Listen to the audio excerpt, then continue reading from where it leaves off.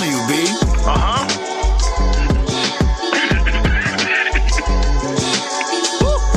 The pressure right there. Memoirs of a nigga from the BX. That's what made me, and I love it. Gotta love it. Not above it. Yup, I love it. Had to do it my way, gotta follow my way. Memoirs of a nigga from the BX. That's what made me, and I love it. Let me go. Not above it. Yup, I love it. Had to do it my way, gotta follow my way. Growing up in the Bronx, there was adventures. Shit get litty, especially in the summer. Barbecues popping off, satisfy the hunger. Then play space, make sure you're done up.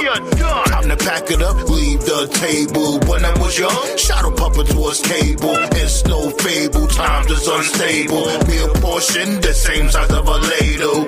Had to go to the pantry to get the grub. Sometimes wash my clothes in the bathtub. In the blizzard, a nigga had to walk to school. It didn't matter, that's what we had to do. In ghost sound ciphers on the fucking room. Smoking hydro, make the cops come through. They be doing the most for a fucking roach. I hope they don't approach, aiming toast. Memoirs of a nigga from the BX. That's what made me, and I love it. Gotta love it. Not above it. Yup, I love it. Had to do it my way, gotta follow my way. Memoirs of a nigga from the BX. That's what made me, and I love it. Let me go. Not above it. Yup, I love it. Had to do it my way, gotta follow my way. A nigga got locked cause the spot got raided. They pissed, they got no information. Let us go, your time just got wasted. When they looking mad, you know that's my favorite. Trade dogs roaming, corner stores open. Let me get a bacon, egg, and cheese that's toasted. I'm posted, waiting for the fucking bus. Just to go to a job that's fucking tough. What's this on my check? That's not enough. Let me get a meat cleaver, run amok. Turn savage, far from the average. These bills I'm having with steak and vanish. I thought I'd play for the New York Knicks. It didn't happen, then I figured life's a bitch. In the projects, bitches used to suck my dick. In the staircase, and this stank like piss. That ass though.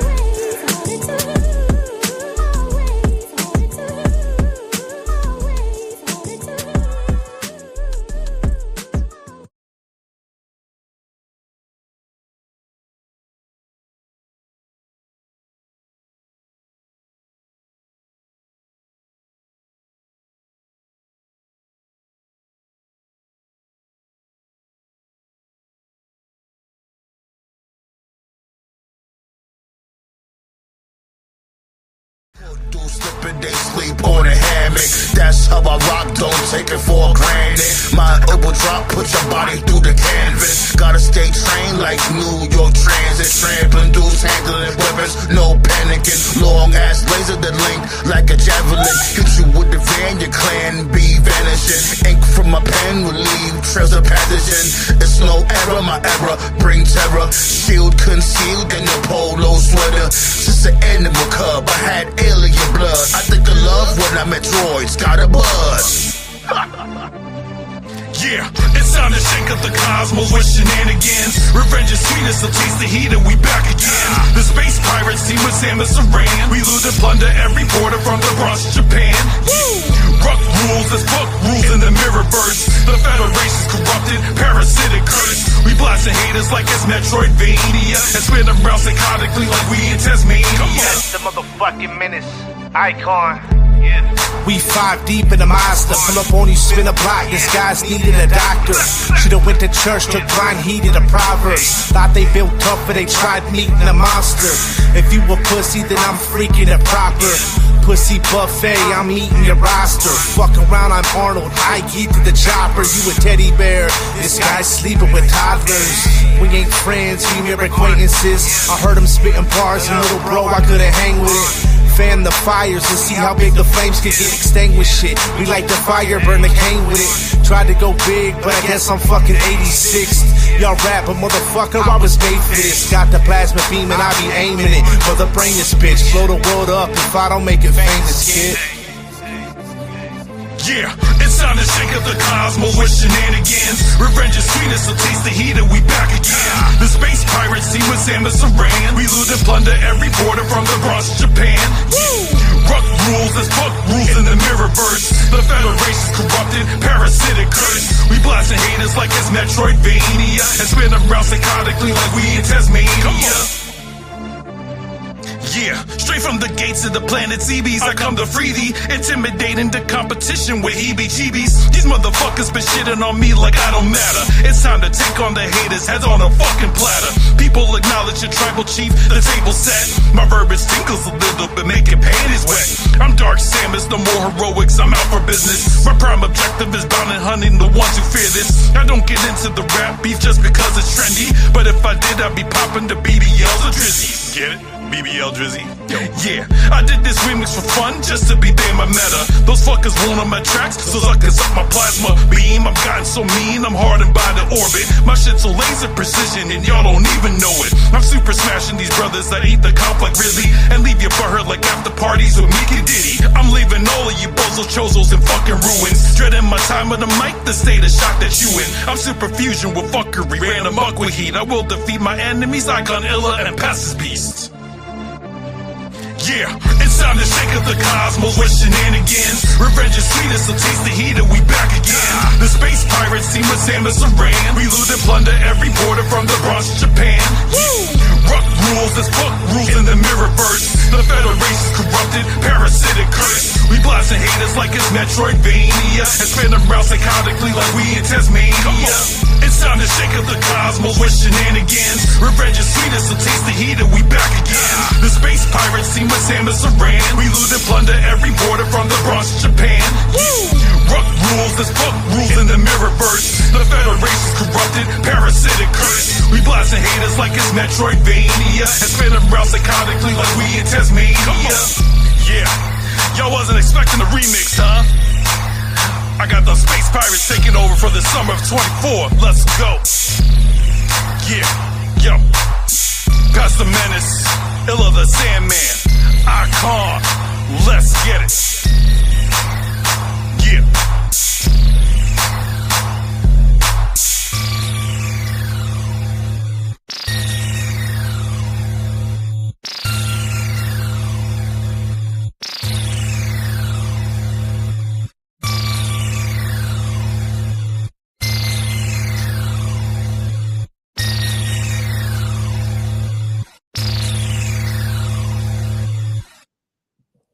One, two, 1, 2. Hey, yo, B, what it do, though? Huh? What's going on, ya bums? We made it to Friday once again.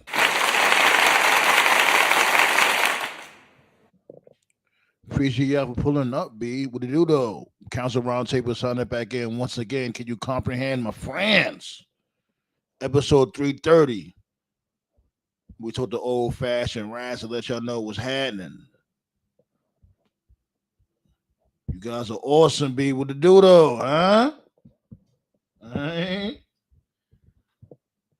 Peace. Ballet was goody. Black Star, Tati, Anubis. What's going on, y'all?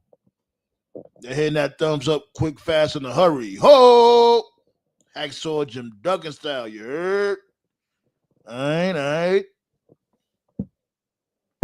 Make sure I'm something real copacetic over here. Yeah, B. It was a day, I'll tell y'all, B. I know y'all see the title, right? Wrestling hates us, B. Let's really be real, B. It's about that time. Us that wear our thinking caps. It's this time to come to that realization. Wrestling hates us, B. Like the ones that was watching wrestling since the 80s, the ones that was watching wrestling since the 90s. Shit, I'll even say the ones that was watching wrestling since the early millennium. Wrestling hates us, B. They don't like us no more, B. Like they're here for the kids, the ones that don't know any better, with these old, washed up legends, allegedly legends, supposedly legends, because most of them aren't legends. They washed up, B. They don't have nothing else left in the tank. They recycling storylines consistently. You know what? Let me. Oh man. Shots go to AEW though, B. We needed something, especially when it comes to the summer, fall, whatever. Within this year, we needed something. Shouts go to AEW when it comes to blood and guts. They did the damn thing. Seriously, B. We needed something because Lord have mercy. Had a good time with the guys on Wednesday night watching Blood and Guts. Congratulations to my dude Kyle O'Reilly. Shots go out to the ladies. They did their damn thing. You already know the vibes. Man. Yeah, man. Hit that thumbs up though. So yeah, B. It's like the first thing that pissed me off, you already know where I'm going with this dude, Mike Santana. You know what I'm saying? Like, how they gonna do my dude like that? How they gonna do Big BX like that, yo? My dude repping the Bronx. Y'all building this dude for a whole year plus, putting in this work. He finally wins the belt at Bound for Glory.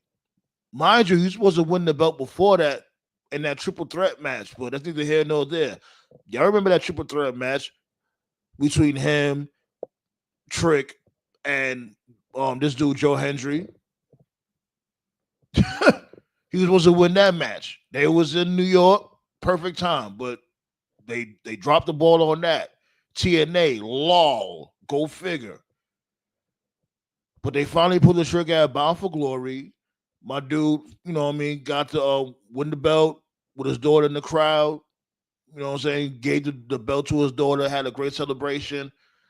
Then after that, I ain't gonna lie, I was like, yo, so when's the new episode coming out? I thought I was the only one that was tripping. Like, I don't really be tapped into TNA like that, but I try to, keep up with it. And that's what I noticed. I'm like, yo, where's the new episodes at? And then come to figure out these dudes went on a whole month break. How y'all go on a whole month break and y'all have a new champion? And then you finally come back from y'all break, you do this to Mike Santana? And it's no shade to Kazarian. Seriously, I like Kazarian, but nobody's jacking this dude, B.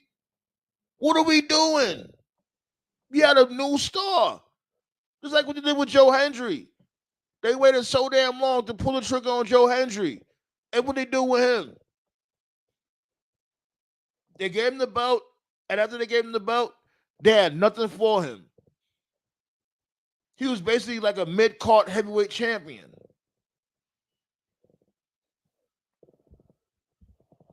Hell yeah, TNA is cooked, Tati. Like, man.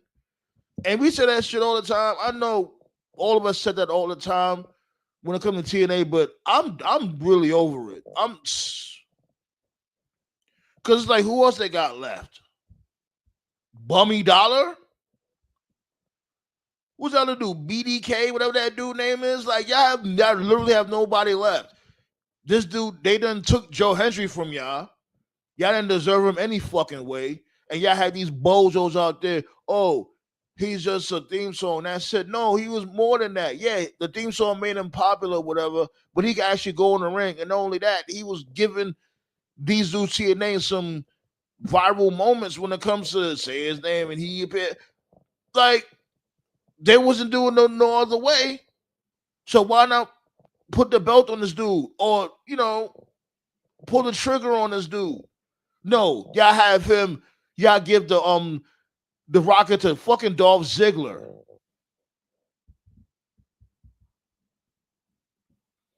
And then he got Smackdown going 3 hours. Come on, in January they going 3 hours. What the fuck, son?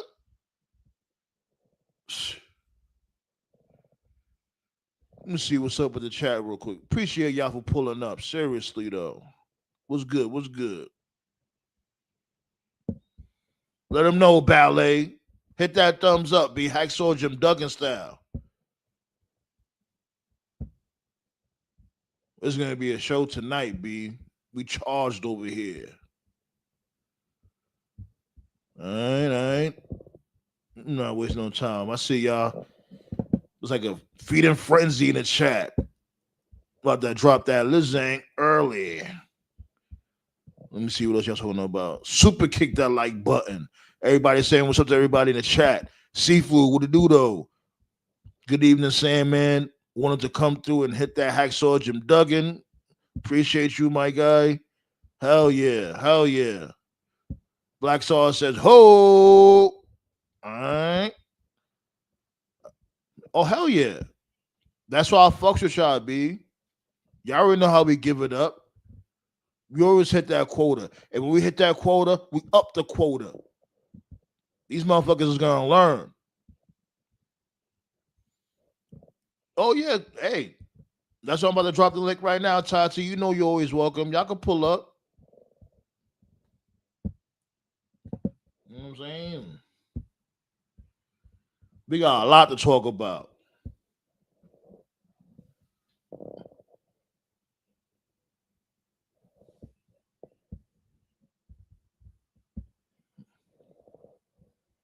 Pow! Right there. Pull up, pull up, pull up.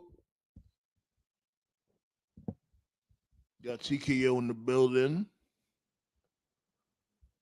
All right. What Blade talking about? I feel like MLW and JCW gonna save us. I just feel it. They got a long way to go if that's the case. And look, I'm not like, look, I don't care about the competition. I get it. It happens when it comes to the promotions. I don't want no competition when it comes to the this entertain motherfuckers. Like, do the bare minimum first. Do the bare minimum first. And not only that, give us what the hell we want. Nobody's here to see Frankie Kazarian. Nobody's here to see Smackdown go for 3 hours. And you gotta see people out there saying, "Oh, it's to so they could tell more stories." They're not telling no stories now. What stories? And just because they're telling a story doesn't mean the story is actually good.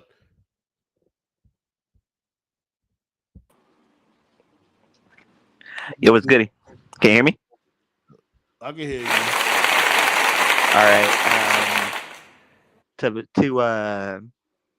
To say what you were saying about Mike Santana, there is a rumor out there that Santana's contract is up. Oh, first time hearing that.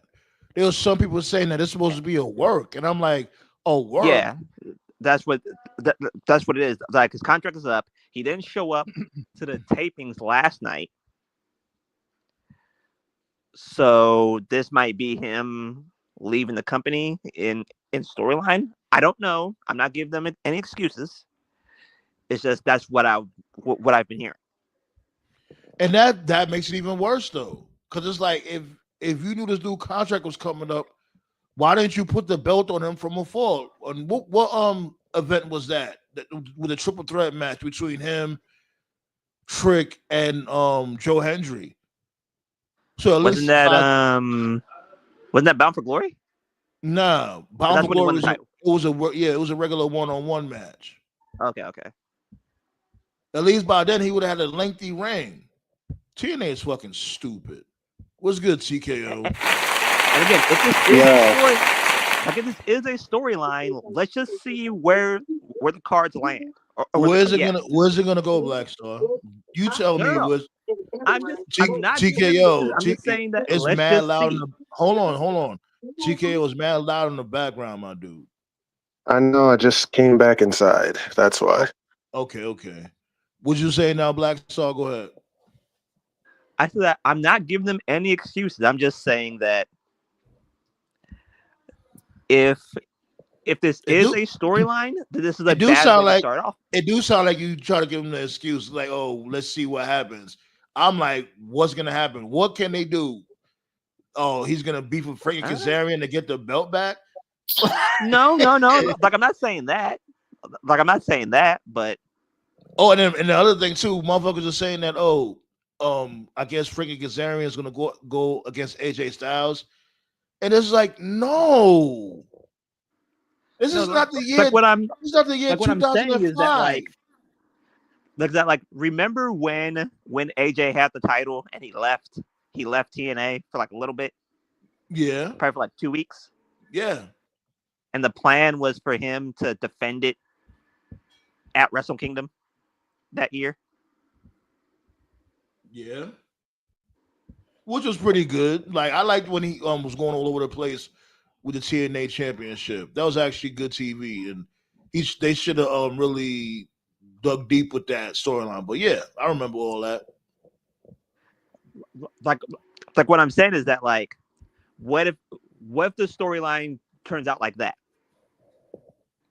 But you know it's not Black. So who do you think AJ is gonna go around the world with the TNA Championship? That Frankie is, or that Who wants to see that though, Black Star? Really think about what you're saying. Frankie Kazarian. Who cares about Frankie Kazarian going around to promotions defending the TNA Championship? Who's gonna care about that? True. Like I'll give you that. Like I understand the anger. That's what I'm saying. I'm just trying to. I get what you, but there's no way around it. It's really not. Yeah. I do Wolfpack in the building. Oh, he said Zack Ryder came back. He's back. Yeah, Zack Ryder is LA Knight's mystery opponent. Didn't I say that like a week ago? And I really don't care. This is what Triple H does. This is what he does. This doesn't equate to good booking. Triple H always does this. A shock factor, the shock value type booking. Like you know good and well that WWE likes to just throw shit at the wall, especially when it's this time of year, football season, and you know that they're gonna get screwed. And they went underneath. They went underneath $1 million too. Well, so Zack Ryder is LA Knight's mystery opponent. On the bright side, it's more than I thought it was going to be Obafemi, in which case you sacrifice LA Knight for that. But okay, like Obafemi already came back. He came back to end NXT on Tuesday. Yeah, even though he realistically doesn't really need to challenge Ricky Saints again, but I get it. Yeah, Tasha, you know you're welcome. Pull up when you're ready. I think that's going to be to end the year in December. If not the New York card, I think next week. Slammiversary, that's what it was. Thank you, Dynasty. What's going on with you? Oh, okay. Yeah, that triple threat match. That's what he should have. That's when this dude Santana should have won the belt if his contract was coming up. Why would you have this dude win the belt and his contract is going to be up not too long after that? You know what I'm saying? I guess they really wanted to keep the belt on Trick. And Trick was killing it. Like, don't get it fucked up. I like Trick's one when, like, first he was a double champion, and then he was just holding down both companies with NXT and TNA with the TNA Championship, and he was rocking the TNA Championship upside down. Yeah, his promo game stepped up and everything. Well, but wrestling hates us, y'all. If you came up watching wrestling in the 80s, the 90s, or even the early millennium, it's not for us anymore, B. Can I say this real quick? Of course. Like the reason why wrestling was enjoyable in the 80s and early, in the 80s and early 90s was because the vets knew the assignment. True. They knew what to do. Yeah. And also there was no internet to spoil shit. Yeah. And there was that too. Today's veterans, they don't know the assignment. It had, you know, the what's the name of those sheets? Like not the dirt sheets, but what was it called again? Like the RSVP shits and all that, RSPW. What the fuck that shit was? You know what I'm talking about. Y'all know what I'm talking about. Like when they have those forums, them wrestling forums. Those pamphlet things. Now, yeah, like when they came to like Are you talking about you glitching my the dude, you Observer? glitching up like crazy. Yeah, like the Observer, or like when they had Hold like on. chat room. This is when like AOL and all that had first came through. When was the first time AOL came through? Like what, 97? Around that time, 96, 95, 96, around that time. Can you hear me That's when it better? first came through. Yeah, you Yeah. good. Like close on my window. So yeah, it was definitely a time. Oh, you had the wrestling magazines. Wrestling magazines had some spoilers in there too. It was always around. It's just now it's more Yeah, frequent. but you have to wait till Outlet. the. Oh, my bad. Go ahead. Go ahead. No, like I was saying that, but you have to wait to the magazine and the newsletters came out. Yeah, And by but the time it came out, it was long since over. no, not all the time. Nah, every time they have spoilers in the magazine, like Really? yeah, Huh. hell yeah. Shit, I used to collect them shits too. Be like, what? It's just that now, you know what I'm saying?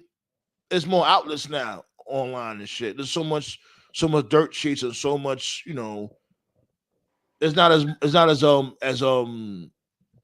a plethora of them like how it was from before. Or vice And versa. You like know what I mean. and Hold on, let me 1 second. Let me see what Blake's talking about. WWE should have went 3 hours from 2004 to 2008 during the Smackdown 6. Edge, Ray, Eddie, Kurt. I forgot the other two, but yeah, that's when shit was good. You had I think it was Benoit and Benoit, you had Kurt, you had Brock, you had Big Show, A Train, Undertaker. The fucking roster was insane at that time. but again, and the point is this: when you understand the assignment, wrestling is enjoyable. When you don't, and like I said, a lot of these people today do not understand it. They always want to come back. I noticed it right when Goldberg beat the Fiend for the WWE title. That made absolutely no sense. And I knew right then and there that he didn't understand the assignment. He never understood the assignment. Goldberg always been an idiot. And I fucked with Goldberg, you know what I'm saying, from before. Like when he was on this winning streak or whatever in WCW, but like after he came to not even before that, but like when he came to the New Blood and all this other goofy shit and punching the window and almost killing himself from lacerating the artery, not artery, a vein in his damn forearm. Remember that shit when he was punching the window? Yeah. That's when I was over with he Goldberg. sliced his artery. Yeah, it was artery, right? Yeah, you're right. My bad. Yeah.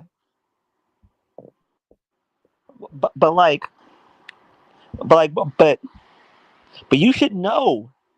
You should know that when you're a veteran, you're over the hill. You're supposed to put over the newest person. Of course. And all those people learn from Hulk Hogan, saying that, oh, I got to put myself over before I put you over.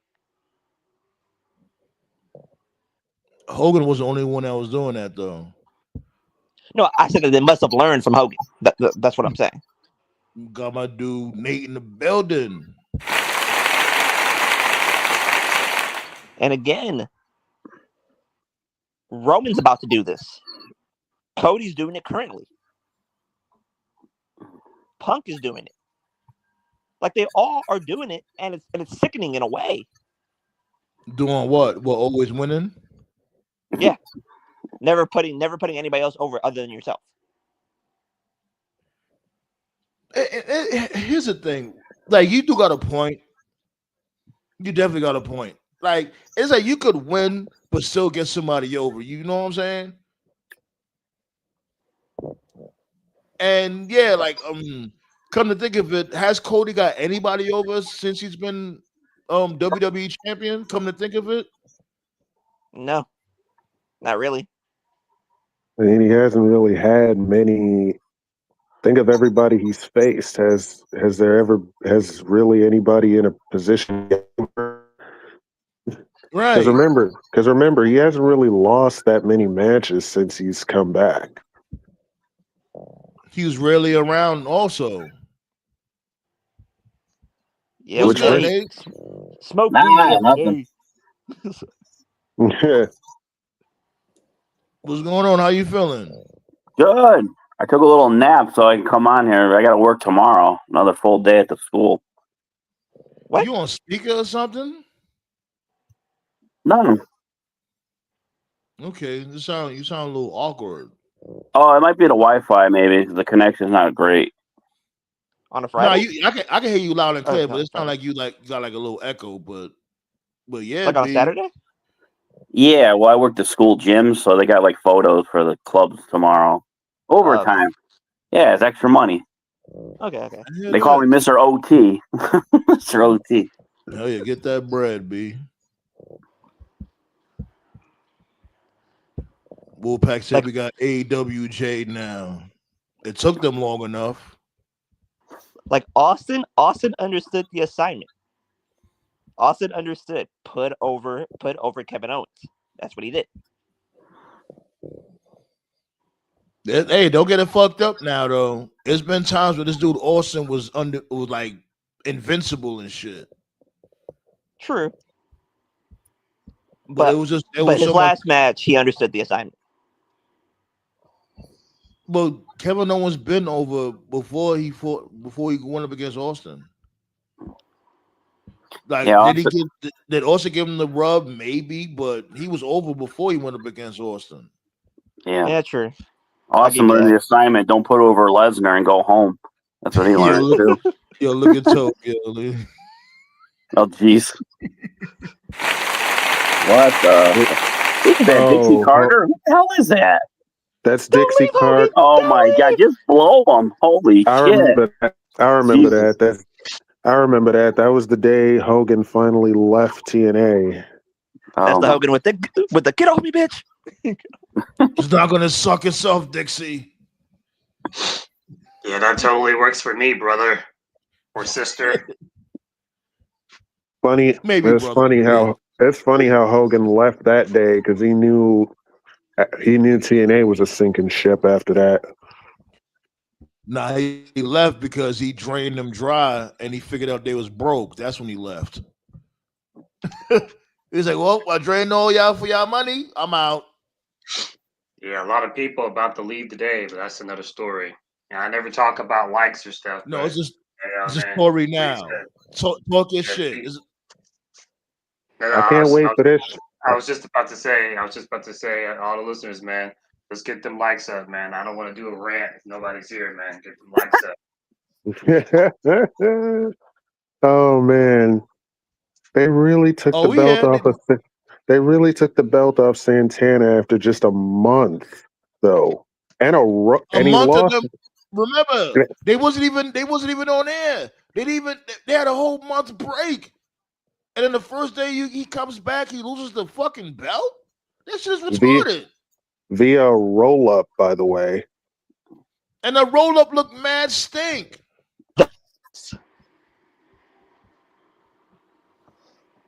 Like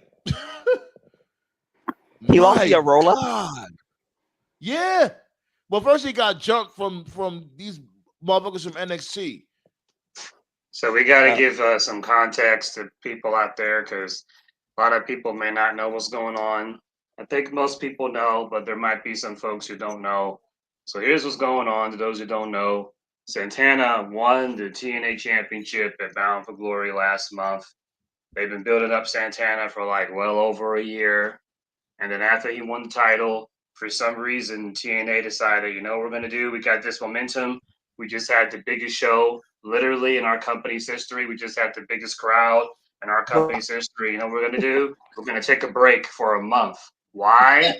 Oh, no. We're going to take a break. So they didn't have a single show, no show on the internet, no show on TV. They did nothing on social media. And obviously, Santana, very popular wrestler. They could have done a number of things to, you know, get him out there, get his title victory out there. He could have made some appearances on WWE television. They did nothing. He So could have he went to came back. radio shows. He could have No, went he on to some did. radio shows, did some interviews. I'm sure he did, but they didn't promote it. If he did, they certainly didn't promote it. So they came back last night. true. Last night was a regular episode of Impact. It was not a special episode. So, for instance, earlier this week, AEW had a Blood and Guts special. So this was not a special episode of Impact. It was just a regular episode of Impact. Mike Santana came out. For some fucking reason, they said, hey, you know what we should do for his first title defense? Let's have him go out there against Ryan Nemeth. That's Ziggler's brother, to anyone who forgot. Ryan Nemeth. We're not going to have him go out there against someone established, like, say, for instance, a Moose, or someone like, even though I can't fucking stand him, like someone like, say, Eddie Edwards or Jake something, or no, like, we're going to have him go out Eddie there Edwards against is still Ryan there? Nemeth. He's still with the system? Yeah. Yeah. So he had a match against Ryan Nemeth, right? It's like, okay, well, all right, whatever. It's Santana's first match. You know, we guys are wrestling fans. You watch wrestling in a period of time. The first defense, it never matters. It's always a filler match. Okay, whatever. They just want to give Santana something to do. So he goes out there, has a match against Ryan Nemeth. Everything's going normal. Then, out of nowhere, the NXT C team, not the A team, not the B team. I remember NWO B team where you had like Vincent, Buff Bagwell, Scott Norton, people like Slapjack. that.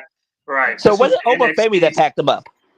No, it was the No. NXT C team. It was the NXT C team. And to those who don't understand what I'm saying, it was basically like enhancement talent and NXT. Like even hardcore NXT people, like people that hella fuck with NXT, even they didn't know who they were. It was just a bunch of jobbers. So this is basically the equivalent, right? Imagine if AEW had like a working relationship with WWE, and imagine if Hangman, the AEW champion, got fucking jumped by the LWO. Like what? Like, wouldn't make any sense. So he just gets jumped by the NXT-C team, right? So they fuck him up. It's a DQ. Then Kazarian comes out to cash in his call your shot gauntlet. That's basically their version of Money in the Bank. He won the gauntlet thing. So he takes advantage of it. He cashes it in. He goes for his Santana goes for his spin the block little clothesline, but then he can't do the move. And then Kazarian just gives him a fucking roll up. A fucking roll up. You can't He make this rolls shit up. up, B. He rolls up Kazarian. Referee counts 1, 2. No, wait a 3. minute. Everything you heard was right, Black Star. We wish we could make this up, but we're not. Roll up So mad stink too. It looked mad stink. So it wasn't Trick Williams. I thought that it was Trick Williams that got him. Trick. No, that's all I'm saying. It was not. No. A whole bunch of NXT came through and jumped him, and then after that, this dude Kazarian just rolled him up mad slow. So they brought the LFG people to whoop his ass. Basically. More or less, yeah. Yeah. More or less, yeah. Yeah. This is the equivalent if people from Tough Enough just showed up and packed up The Rock in like 2001, which would be fucking ridiculous. You would never see it. So Kaz won. Well, I don't know about that. I ain't gonna compare Mike Santana to The Rock, but I guess No. What I'm saying is like what I'm saying is like they built up this guy for over a year. Like and they did a good job. Yeah. They did a good job building him up. You know. So this has not gone over well like at all. Marky D fucking went off earlier today. People on social media have gone off today. There's been a lot of LOL TNA moments in TNA's illustrious history. This is legit, like literally one of the dumbest things that they've ever done. Even like diehard WWE fans who obviously know the score and they know that TNA is basically a developmental for TNA. Even diehard WWE fans are like, "What the fuck? This is fucking stupid." And remember, let's really be real. There's like a double whammy because they did the same shit not too long ago with Joe Hendry. They dropped the ball. Right. Now I understand what the fuck. Right. But that's literally what I said. I literally just said that. No. Bro, I didn't know. I didn't understand what you were saying exactly. I thought that you was upset that Trick and that Oba came and whooped his ass. No, well, no, it would have made no. Right. So what to that, hold on. Let TKO go. Go ahead, TKO. I wish we could make this shit up for y'all, like, but we're not. Like, this just goes to show, like, we can't have nice things in TNA ever. And that's why this is the name of the show. Wrestling hates us. Right. And to Black Star's comments, what I get what you're saying. So if NXT B-listers or NXT A-listers, if they had shown up and if they had packed up Santana, I mean, it still would have been stupid. But to your point, if a Trick Williams, who he beat for the title, or if an Obafemi had showed up or just started fucking everybody up in the ring, then I guess that would have made a little bit more sense, you know. But the fact that he got packed up by a bunch of C-listers that nobody knows, like first of all, LFG? that does not make LFG? Santana. Yeah. So the fact that they did this, like, first of all, it doesn't make Santana look good because he's the TNA champion. It doesn't make the brand look good. It doesn't make the show look good. And ironically, in the last episode that we talked about Chris Jericho, and I've noticed that Jericho has been hella quiet for these past 24 hours. Jericho mentioned in an interview, like just a couple of days ago, obviously he's going back to WWE, so he's in kiss ass mode, and he was talking about, I think TNA has potential to be the number 2 company in the world, like just awkward timing. So Jericho is what made him even quiet. Say that? That shit was just like when he said that shit was just so random. Like, why are you over here caping for TNA? That just came out of nowhere. Well, obviously, it's really bad timing on his part. So for him to say that, and then TNA does this like a week later. So anyway, to just end this rant because I'm tired of it. This is just one of many reasons why I just gave up on TNA, man. I always say this, man. I get no fucking pleasure out of this. Like when I come on here and I fucking bury this company, like Nate remembers, Santa remembers, dude. I was a hardcore TNA guy. Okay, I fucked heavy with TNA. I used to go to their shows all the time. I used to live in Florida for a brief period. Man, I get no satisfaction out of this shit. But I gave up on this fucking company. I gave up on this brand because there's never any consistency. So as dumb as this Mike Santana bullshit is, this is not the first time they've done this. I can't even sit here and blame WWE. They may have played a part in it, but they've always done dumb shit like this. They've never been consistent. They never pull the trigger when the iron is hot. They've always been inconsistent. Samoa Joe, one of the most over guys in TV. Hold on, Tobe. I didn't mean to cut you off, but you sounding crazy on your end. Yeah, it sounds like a gargoyle or something. I didn't want to cut you off because you was cooking, but it sounded crazy, like Legos was in the washing machine. No, that wasn't me. I think somebody was moving in the background. I don't know. No, I was coming from you. I can see you guys' levels. I know where the noise be coming from. All right, well, I guess because you was getting lit and that made your mic crackle. All right, my bad then. Well, yeah, basically, like what I was really just saying is that they've always been inconsistent. Samoa Joe only won the TNA title once, and that always confuses people because like every time I talk about like old school TNA, a lot of my friends were like, "Really? He only won the title one time?" Like, yes, he only won it one time. James Storm, he only won it one time, you know.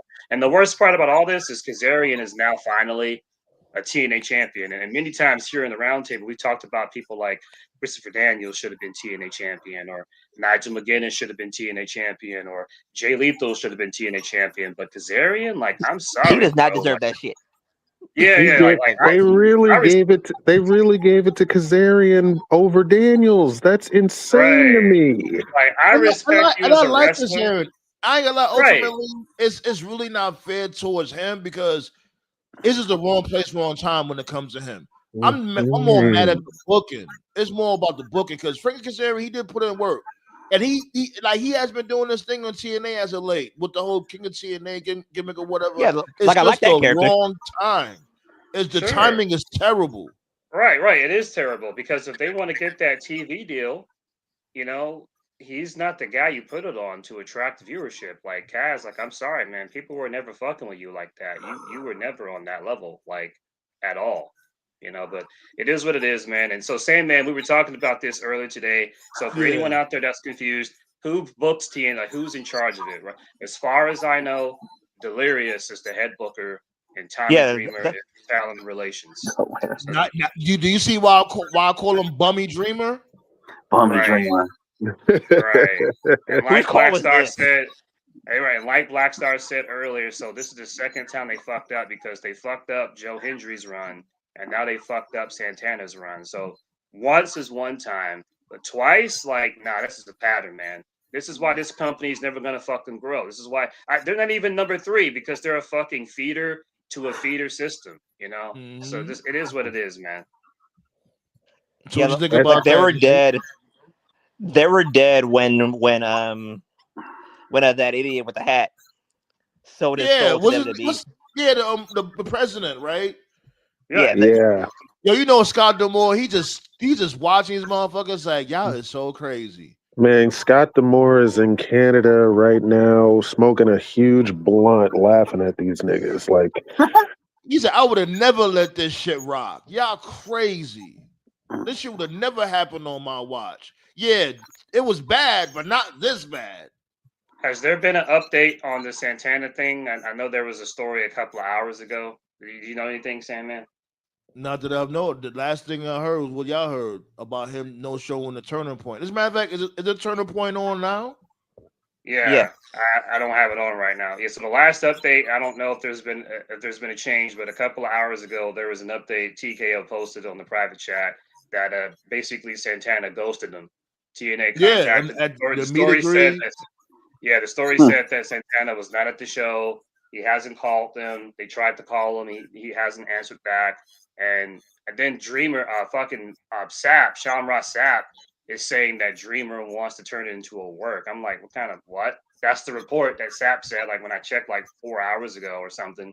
Yeah, but and that's what Blackstar was just saying just now. And I'm like, my dude, there's no way you could work your way through this. Like, who's gonna care? Right. Who's gonna care about the outcome when it comes to this? This would be a terrible work. Like the dude already. Hold on, Tope. This dude already made it to the promised lands already. Why take the belt from him for him to go beefing with Kaz, or have Kaz go beefing with AJ Styles? Like, or nobody wants to see that. Or have Kaz beef with Ziggler because they just had a face off on Turning Point. Like, what? I don't care. Exactly. That's the point. But wait a minute. Oh man. So you're telling me, basically, I'm gonna put it in this terms. Sting, when he was in WCW, when he was Crow Sting, got packed up by Vincent. Just going far. Yeah. Disco, Stevie Ray, and Flash Gordon. That's what you're basically telling me. Yeah, pretty much. This just tells you how. This just tells you how. He said Flash Gordon. This just tells you. This just tells you how trash the booking. This just tells you how trash booking is, or was. Right. So I was talking about this with John earlier today, and assuming this is real, because like I said, that's the report that Sapp said. Sapp said that Dreamer is trying to turn it into a work. So, and if that's true, then that just screams damage control to me. But when I was talking to John about it earlier today, when that report first leaked, when TKO posted it, just based off the wording, it's making me think like they didn't give him a heads up. Because typically, like in a wrestling company, when you're a world champion, you know, the head booker, the head promoter, the company, like if you're losing a title, typically they give you a heads up advance. Like they'll tell you a couple of days before, a couple of weeks before, and some long-term perspectives, they may even tell you a couple of months before, like, hey man, we're just going to keep the title for 2 months or 3 months, or hey, you're going to have it for a couple of weeks, we're going to take it off you. It's making me think like, because they took a break. He won it at Bound for Glory. They took a month break. This was their first show back. It was a regular episode of Impact. It's making me think that he just showed up and they just said, man, look, we're going to take that belt off you right quick. Like, that's the vibe I'm getting. Because if they that's Bobby what happened, Roode I him. mean, his dude. They Bobby Roode him. Now you mean James Storm. Yeah, like James Storm, Bobby Roode. Yeah. They've done this shit okay, I know before. what you mean. Yeah, but the thing but the thing is, it's kind of different with James Storm. I don't even think they even plan for Storm to win the title long term. Like They didn't wait. They didn't wait like a year in advance of build up to put the belt on him like they did Santana. Right, Did they they've build done him this up shit though before. They Yeah, built him up they've done before, this. right? Yeah, they have. Like No, that's what I was talking about earlier today. They like TKO just said they did this with James Storm. James Storm won the title. Then Bobby Roode screwed him over, and he went heel. And to Roode's credit, that led to the It Factor, which is one of the best like reigns we ever got, like in Hell TNA yeah. ever. And I remember like a lot of James Storm fans were upset, like, "Oh man, Roode screwed Storm," and there were so many defenders. They're like, "Oh, don't worry, it's going to be about the chase. It's going to be a chase. Storm's going to chase and win the title back." He never touched that title ever again. He never nope, sniffed it. He nope, That never was the most sniffed it. fucked up part. nope at That was the most all. fucked up part about James Right. Storm What? is that this wasn't the only time Bobby Roode fucked up James Storm's career. Yeah. Because he went to NXT. This was when NXT was red hot. He decided not to sign with NXT because he went to team with Bobby Roode. Bobby Roode took his contract in NXT and became Glorious Bobby Roode. I was like, oh, what the fuck? Oh, that's how that happened? I didn't know that. Yeah, that's how it went down. Okay. I didn't And know the that. other Yeah. time, and then the That's other why time they don't TNA talk. did this- Why you think they don't talk now? Oh, wow. I didn't even know they had beef with each other in real life. They don't even. Bobby Roode even said it himself. Him and Storm don't really talk like they used to. Oh, It's wow. unfortunate.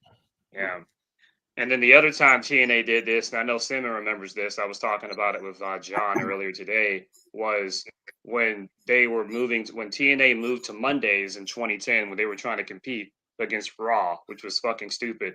People may remember there was one episode of Impact where they did Jeff Hardy versus Rob Van Dam. It was a #1 contenders match. AJ Styles was the TNA champion at the time.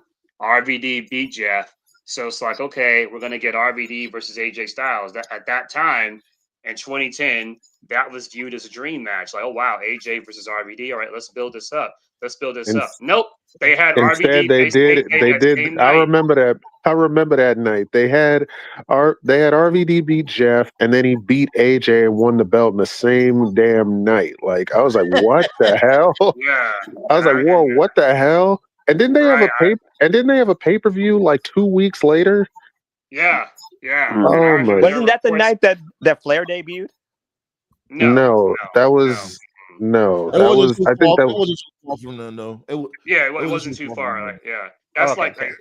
For most of his career, AJ has been like a model employee. He's never got in trouble. He's never said or done any dumb shit. But he said in the interview that was one of the few times where he legitimately thought about just walking out. Like that's how pissed he was because when he showed up that day, they didn't give him a heads up. Like he just showed up. There was no plan when he showed up. Hogan Bischoff was like, "Hey, we're having you drop the title to RVD," and AJ was like, "What are we doing? There's no build here." Roode was upset. Storm was upset. A lot of the TNA originals were upset. But, eventually they swallowed their pride and they did it. They used to call RVD No Job Rob. That was his name. All the IWC used to call him No Job Marky Rob. D called him never that. fucking lost. Yeah, he never. And if I recall correctly, he never lost that TNA title. He only dropped it because he got hurt. Abyss packed him up. Yeah, Right. he got. That's what happened. No Job. Yeah, they called him No Job Rob. He packed up everybody. He packed up Pope. He packed up Nigel. He packed up AJ. He never lost. Like I don't think he got it. I don't think they gave RVD another title in TNA after that. Nope. No, he didn't. Did he win the X Division? Did He he? may have won the X Division. He may have won the X Division. I'm not sure. I don't think so. I don't know. Did I'll somebody look it check up, that? Did RVD win the X Division title? No, I thought wait. he beat No, he beat wait. Doug Williams, didn't he? No, wait. You're right. No, wait. You're right. RVD won the X Division title. He did. I think he beat Zima Ion. I think that was his name back then, Zima Ion. I think that's what happened. I do remember. Was it Zima Ion or was it Doug Williams? Joaquin Wild. I said Joaquin Phoenix. Well, Joaquin Wild. he used his WWE government name. Nah, but you're right. He did. RVD did win the X Division title. I remember that because he got packed up by Kenny King after that. I remember that. Yeah, because Kenny King won the X Division title from Rob. So yeah, he did. No, I'm gonna pull up the belts he won right now. Hold on. Okay. Dude, this all falls on WWE because no matter how much you build up TNA, they're gonna make sure they don't overshadow NXT. Like you got to know your spot. Gotta know your place. It's all WWE, you know. I mean, after what they did with that Javon Evans Leon Slater match, I'm like, okay, I know what time it is. Yeah. Right.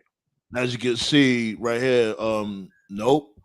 He only won the TNA World Championship. He won the WWE Championship, ECW Championship, TNA Championship, the IC Championship, Tag Team Championship, well, twice, and the other time because he had the Raw and the SmackDown Tag Team Championships, the Hardcore Championship, European Championship, ECW TV Champion, ECW Tag Team Champion, but nope, no X Division Champion, nope. I thought he won And the information. Oh, okay. Money in the Bank and Hall I of Fame. guess not. So as far as we know, to end the story and to tie a bow on it, as far as we know, Santana is not hurt. I did check his contract status. His contract status, according to Observer, is that he signed through, and I quote, he signed through 2025. That's all it says. He signed through. So that implies that in 2026, his contract runs out. So some people are saying, oh, well, because his contract's running out, that's why he lost the title. And if that's the case, then this is a case of TNA simply waiting too long because they did this shit with Joe Hendry. If you know, like I get it, okay? You got this relationship with WWE. WWE is going to be far more like you can't compete against them. We all understand that. So Right. if you know that these guys are going to jump ship to WWE, why are you waiting so long to put the title on them? They waited too long on Joe Hendry. And if this is the case, if Santana's contract is running out and he's going to head to WWE, why would you wait until October? Right. Put the title on them earlier. That's what I was saying. That's exactly what I was saying. What's their summer pay-per-view? I think it's Final Resolution. Well, I don't even know if it is a pay-per-view anymore. I think it's like a show on TNA Plus or whatever it's called now. I don't think it's a traditional pay-per-view anymore. What? Shouldn't you put the title on him then? What pay-per-view? I didn't hear what you said. What pay-per-view you talking about? What pay-per-view you talking about? He was asking. Yeah, he was asking what the December pay-per-view anymore. I was telling him I don't believe they have one anymore. It used to be Final Resolution. Isn't it Slammiversary? Shouldn't that be the summertime pay-per-view? Slammiversary? The summertime pay-per-view. Yeah, the summertime pay-per-view is Slammiversary. Yeah, that's typically in June. Yeah, that's typically. Yeah, they were in New York. They were in the. And they should have given it to him then. Yeah, they're in his home state. Right, that's what people thought, and they didn't do it. Wasn't and then they did the same thing with Joe Hendry. He was right. Yeah, this is crazy. Right. So if that's the case, then to put over Sandman, this is Dreamer's fault because Dreamer is talent of relations, and if you're talent of relations, your job is to be able to look over people's contract. You should be able to be like, oh, okay, your contract's running out. So if he's talent of relations and Santana's contract runs out at the end of 2025, then Dreamer should be like, oh, okay, his contract's running out.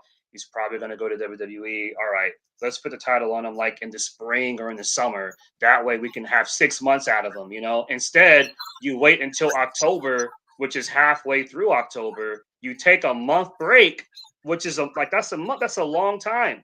Mm-hmm. So, yeah, so that's 2 for 2. That's Joe and that's Santana. And it's like if they've lost Santana, if Santana's gone, if he's going to go to WWE, the only person they got left now is Ali, because nobody gives. I mean, and Ali's good as gone too.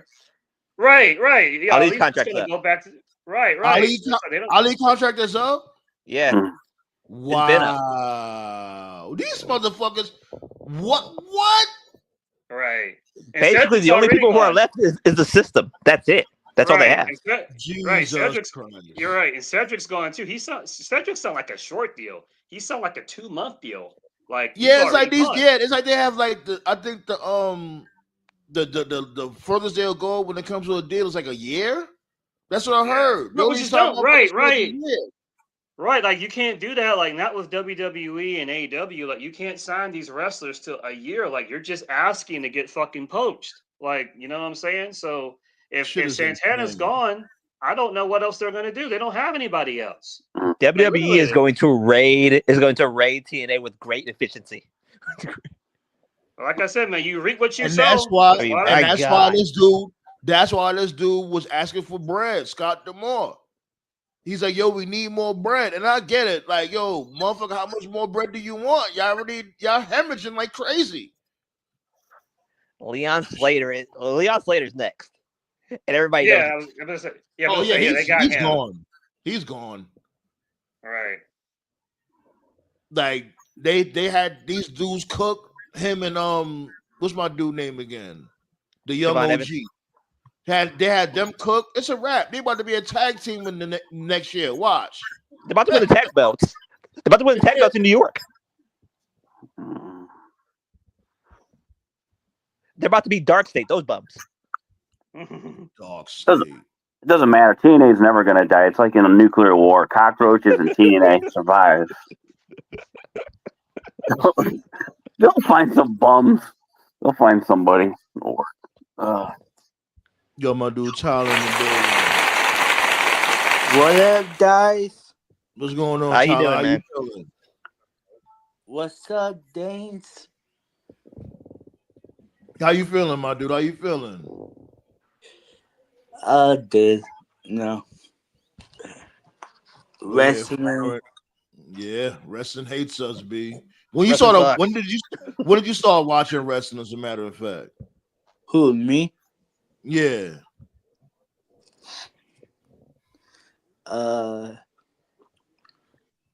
Like, I don't know, like 2000, around there. Yeah, you almost at that time where you gonna start getting mad at them also. I hate WWE right now. What they're doing. What they're doing. Like nothing. Peace. Somebody please cue Vince. Life sucks and then you die. Yeah. You gotta do it in Vince's voice. Life sucks. Life sucks. And then you die. Life sucks and then you die. Go ahead. You gotta do it, Vince. Go ahead, Vince. I don't like. Say, boss. Go ahead. Hey, boss. My life kind of sucks. That's right, John. You bump tooth beaver. Cause life fucking sucks. And you die. Get the fuck out of the office, you son of a bitch.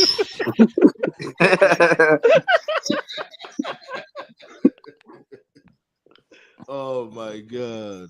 I think Vince got the son of a bitch from Mickey from Rocky, because Mickey loves him. Yeah.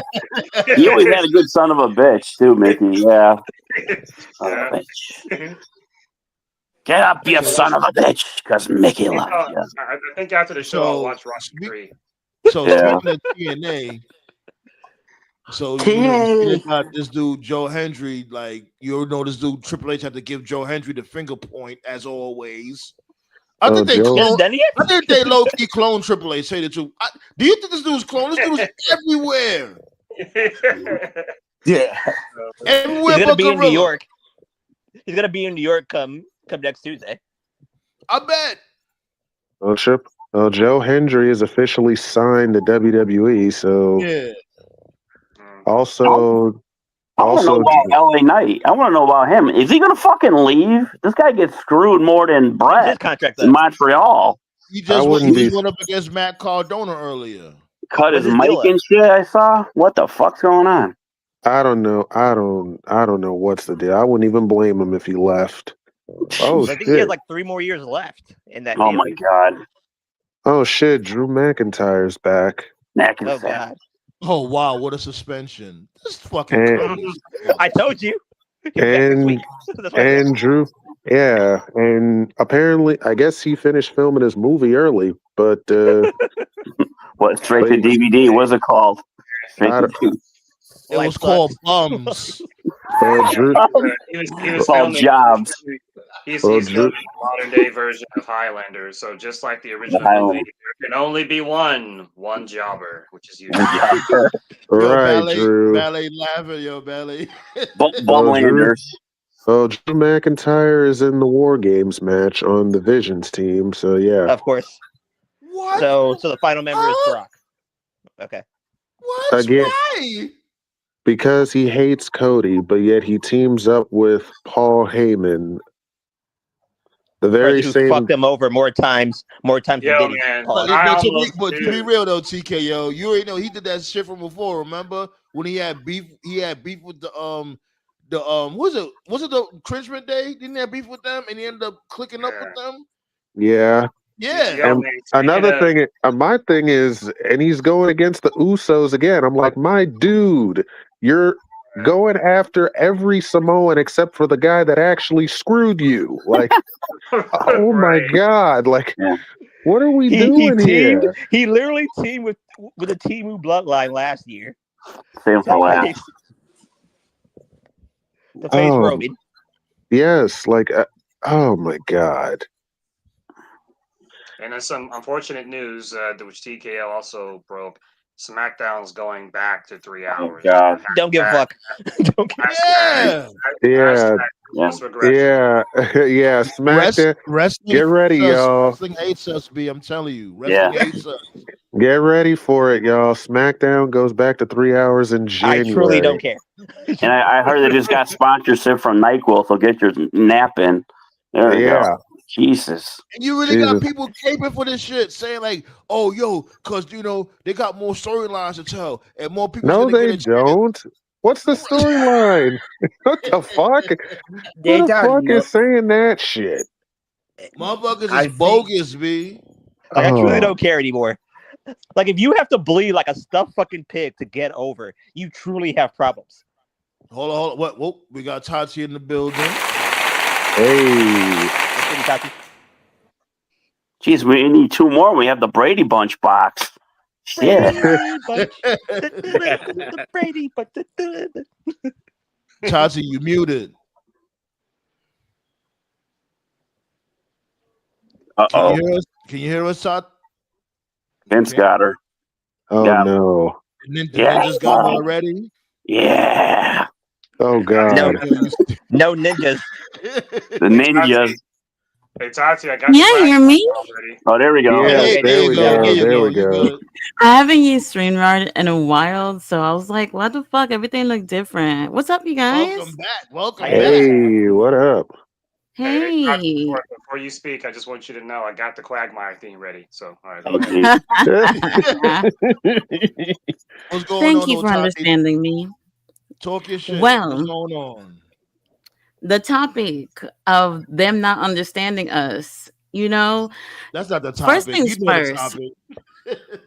Look, first things first. I do feel like there is an issue with wrestling in terms of fans like us who's been watching for a long time, kind of having a hard time relating to the modern times of pro wrestling.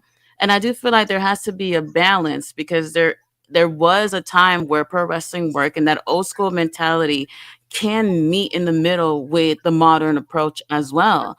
But nowadays, it's all this fuck shit going on that makes wrestling kind of like really hard to enjoy. And I've been having a hard time lately. And AEW is the same thing too. Like, there's a lot of bullshit that's going on with them right now that kind of makes it hard for me to, do my reviews on the show. But, I try to, not be biased about things. Like, my biggest problem with pro wrestling right now is the lack of using young talent. I feel like all these promotions are looking at it like, all right, these guys are young. They got time to get to where they need to be and that they need to prioritize these veterans. And I'm just like, that's not how it works. That's not how it works. As a matter of fact, when they do shit like that, they're pushing these younger talent away. When they take the veterans and put these guys at the top, like let's use AEW as an example, like having the Hurt Syndicate over there. Yes, these guys are big names within pro wrestling, but what did they do to put them at the top? They pushed all them other young tag team. Where the fuck is Private Party? Dead ass though. Drinking a mojito. Yeah. They got backed up and never came back. Right. It's crazy because Private Party, being a young team, had beaten, I think, Young Bucks twice. And they finally won the titles, kept it slightly warm, barely actually used. And then Hurt Syndicate get over there and they won. But here's the thing, because now when we're complaining about things like this, y'all know how many fans actually wanted that? They wanted Shelton and Bobby to win them titles, while we have been for the past 6 years saying like teams like Private Party should be able to hold these titles and bring up these young talent. But the which is second, which goes back to my point exactly what I've been saying, which is one of my biggest problems with wrestling today. Fans are fickle and hypocrites. yes, Oh yeah. absolutely. Absolutely. We saw what we saw on Wednesday with Blood and Guts. Somehow, some way, people just was born yesterday and complaining about Blood and Guts. Like, Blood and Guts literally tell you what they're gonna give y'all, and y'all sitting here complaining. If War Games gave that to y'all would have been okay with that. But because AEW is doing that, now y'all complaining. Yep. Exactly. I guarantee you they would have been, because it's not AEW. That's why. But here's my point. It's insane. Here's my point, and please Go ahead, don't take this as disrespect. Please don't take anything what I'm saying as disrespect. It's constructive criticism. That's how I'm gonna say it. Is that like, if you have to bleed like a stuffed pig to get over, then again, you shouldn't be over. That's what I think. No, either way, I get what you're. What is WWE, I actually understand or that. AEW. Honestly, You don't need to bleed like a stuffed pig to get over. Yeah. no, You I don't need to do understand. stupid shit to get over. You don't. No, you actually got a point on that. Like, I get the fact that, like, if you're one of those guys that like mock, because we always complain about Mox bleeding a lot. So I'm like, bro, you don't need to bleed a lot in this match just to get a fan into your matches. I get it. Like, only do it when it, like, for a special occasion. But at the same time, if you're watching a show called Blood and Guts, what do you expect to happen? Right. Yeah, That's like getting. I'll give you That's that. like getting Matt. That's like watching. That's like if WWE does Elimination Chamber and doesn't have one Elimination Chamber match on the show. Like, what? Like, I'll give you that. Like I completely understand the concept of the match. Yeah, but like, you're not wrong though, for real. Okay. Everybody doesn't need to bleed in the match, but yeah. Everyone did it though. I know. For the most part, that's Mox though. To really be real, Mox be on that type of time like every week. That's not the whole roster. Yeah, Blade with his wife probably in bed. I'll give him some credit. He actually has gotten better with it. That's actually the crazy thing. He actually bled less as a heel, so I'll give him that. Like, for instance, that's crazy for real. Like, for instance, with Sky Blue, I was like, you don't need to do that to get over. Like, what are you doing? But that was an accident, though. I think that was just an accident. They hit a vein by accident, and she just happened to pour out. I don't think that was intentional. Yeah, there was a fan complaining because Darby didn't finish the match. The dude went through a fucking flaming table. Yo, you see that shit? Christ. I'm like, what the fuck?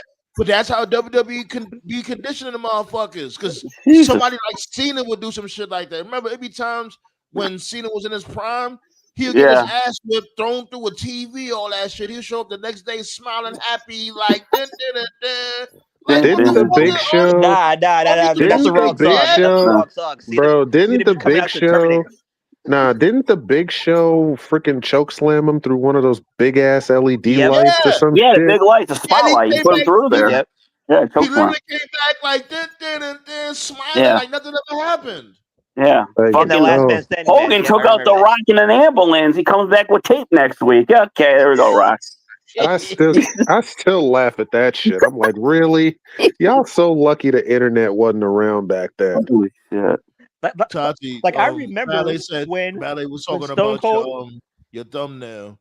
Yeah, wow. How's the job?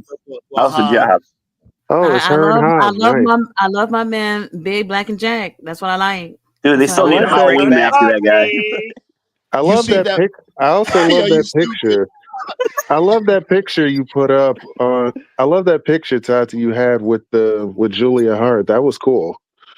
Yes. Oh man, they're so cool. I wish Tekla was there. That would have been cool. Yeah, Tati say tapped in though. Like when she was going to AEW, yeah, she tapped in. Yeah. I need to go back to MLW. I need to go back to House of Glory shows for real. I haven't been to one in a while. Is JD banned from them? JD. Yeah, I heard he And got. Tati. I heard they fired him from that. Yeah, I guess. Yeah, that's what I heard. He got Good. fired. Good. Yeah, I heard I heard JD got fired because he usually does commentary for that. Yeah, they Yeah. had to Really? fire him. I was saying that earlier. They had to fire him because he was becoming toxic to the brand because it was getting to a point where like they're getting bigger. Because I'm hearing more stuff about House of Glory, so good on them. But the problem was more big wrestlers were going there, and they're just like, "Yo, man, I'm not going there if you got that dude JD there. Get rid of him. Get rid of Yep. him." So like, at some point, they're gonna have to make a choice.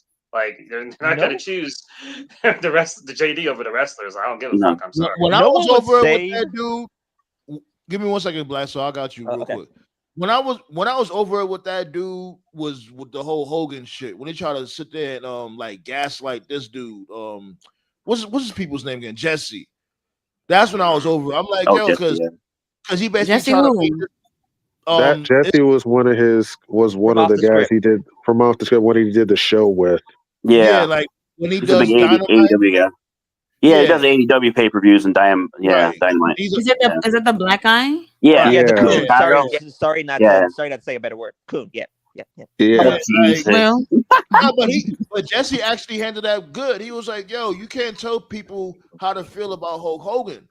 You know what I'm saying? And he kept trying to persuade this dude, like, oh, but he was like, yo, you can't do that. Like, if people want to feel like how they want to feel, that's how they're gonna feel. Because he tried to tell this dude Jesse, he was like, I don't know why these people just don't let it go. It's some shit like that. And Jesse was like, you can't tell people that. Mm. For fucking He racist ass exposed punk ass Hulk Hogan? The fuck out of He exposed JD exposed himself when he called Jade Cargill a black bitch, and then he tried to like course correct. It's like, nah. Yeah, I bro, remember when you said that, and I didn't even hear that shit. I swear to God, I didn't hear that shit. Because I didn't either. I'm gonna be honest. I didn't hear it either until you showed it to me. I'm like, oh damn. So for context, I'll always bring this up because this dude always likes to delete his shit, so people don't know. He's had a hate boner against Alexa Bliss and Jade Cargill like for years. Yeah. And so it's like Alexa and Jade would often this was back when Jade was AEW, but he's had an anti-hate boner for Alexa Bliss and Jade Cargill in specific. He will always go after those two and just like shit on them for no reason to like an unreasonable degree. But one time he went out there, well, not he went out there, but he was doing his stream. I guess he was doing a Dynamite review, and Jade had like retweeted something, and he was like, "Shut up, you black bitch." And when that happened, I was like, wait a minute. Like, you didn't call Alexa a white bitch, but you called Jade a black bitch. Like, anytime you do that, like, that's when the racism slips. Like why would you even mention her race? Why would you call that's wild. You shouldn't be calling a woman a bitch anyway, but like if you're gonna call someone a bitch, why just Oh call please, her? you never called a woman a bitch before? Don't. I'm saying like on a public stream, you should be doing that shit. You know what I'm saying? Like if you're a public streamer, man, look, Tati's a homie. She understands. Like, you know what I'm saying? We all say that word. Yeah, please. I never said that before. You did. You know that when you called the fuck. Now, but to go ahead, Black Star. Go ahead. But to me, I think this is what could save wrestling. Like, let's say you have a local promotion in New York, right? Why don't you put it on a SNY or something like that? Like a local station where you could promote your business. They could do that. Like these have you ever heard about this Tati? Like from before, they had like BronxNet. Like these motherfuckers used to wrestle in Katona Park. You know about that shit, TKO? Like when they wrestle, these have shit like that. Yeah, they used to do like these little venues where they have like a couple matches on. Yeah. Yeah, I like those dudes that wrestle on the subway. Do that anymore? Those guys are funny. Like public access. Public access. Like, there we go. Sense. Like why don't they do that? It was like Madison Square Garden Network. They used to do it was like ECW. a public access show, and they combined it with like Confidential as like a pre-show. Yeah. Remember that show WWE Confidential? That was a good show. Yeah. That was a cool show. Yeah, I remember that. That was like WCW Hotline without the hotline. You had all these back stories and shit. Right. That's pretty cool. Yeah, but like Channel 5 here in California, like they don't have anything. Yeah. Just like we had put some public wrestling access on. in Connecticut. We had Smoky Mountain Wrestling on Friday nights. It was cool. I was like, holy shit, Smoky Mountain. I'm like, what the fuck is this? Yo, They shout just like outs put to it on like even in the morning. Put it on in the morning. Why Yeah, do you there need we go. breakfast? Like shout outs to it'll make perfect Renee. sense. I just want to say shout outs to Renee on the Blood and Guts episode when she did like their call in to say that Mark Briscoe was not there. She had like the background radio thing that reminded me of Lee Marshall from WCW. Remember the Lee Marshall on the road reports? Yeah. Those shits used to kill me. Like you ain't. They literally brought Tony the Tiger to do fucking Tony the Tiger. Right. WCW Worldwide. That was my shit, low key. Though. Yeah. I used to love like what Superstars and 11 o'clock in the morning and shit. Yep. Cool. Mm-hmm. Right. Live Wire, that was cool too. Live Wire when it was calling. I remember they used to do like a little special where they would have like a match and like during like a game or during like some type of TV special. Like I remember they did Triple H versus Undertaker and that in New York City. It was a match one time. Like during the Super Bowl or something, like halftime, some shit, like during the Super Bowl. Yeah, like like halftime heat, some shit like that. They did Foley and The Rock in a like empty arena match during the Super empty Bowl. arena match, yep. Exactly. Remember, that was like the highest rated segment they ever did. It did like 9 million. Yeah, that was like do some shit like that. Didn't NXT do that? I One think like time. 1 year. Yeah, they did that. They did that. They did that one They did time. They did No, it was a NXT. good. It was a good match too. That they did. I remember that match well. It was a good match too. It was a 6-man. This was back when Adam Cole and Velveteen Dream were still there. Yeah. Yo, speaking of Velveteen Dream, y'all see this dude JBL pulled up the clothesline. I'm like, yo, we still doing Oh this yeah, damn he showed up. clothesline? Yeah. Did they clothesline tour? Did they ever explain that? Did they ever explain why JBL is doing that shit? Nope. No. So JBL is just pulling up randomly just to clothesline anybody. Yeah. Basically. Oh my god! Pick up a paycheck. Stock's going down. Clothesline somebody. Okay, here's money. I think it's a little interesting that this dude closed on in Velveteen Dream. It's like, What happened to that storyline at TNA when he used to close on the fuck out of people for Nick Nemeth, right? Or I don't know. That was like around the beginning of his clothesline tour. I thought that was a story right there, but they didn't do nothing with it.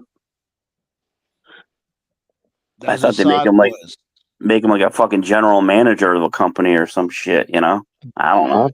I don't know what the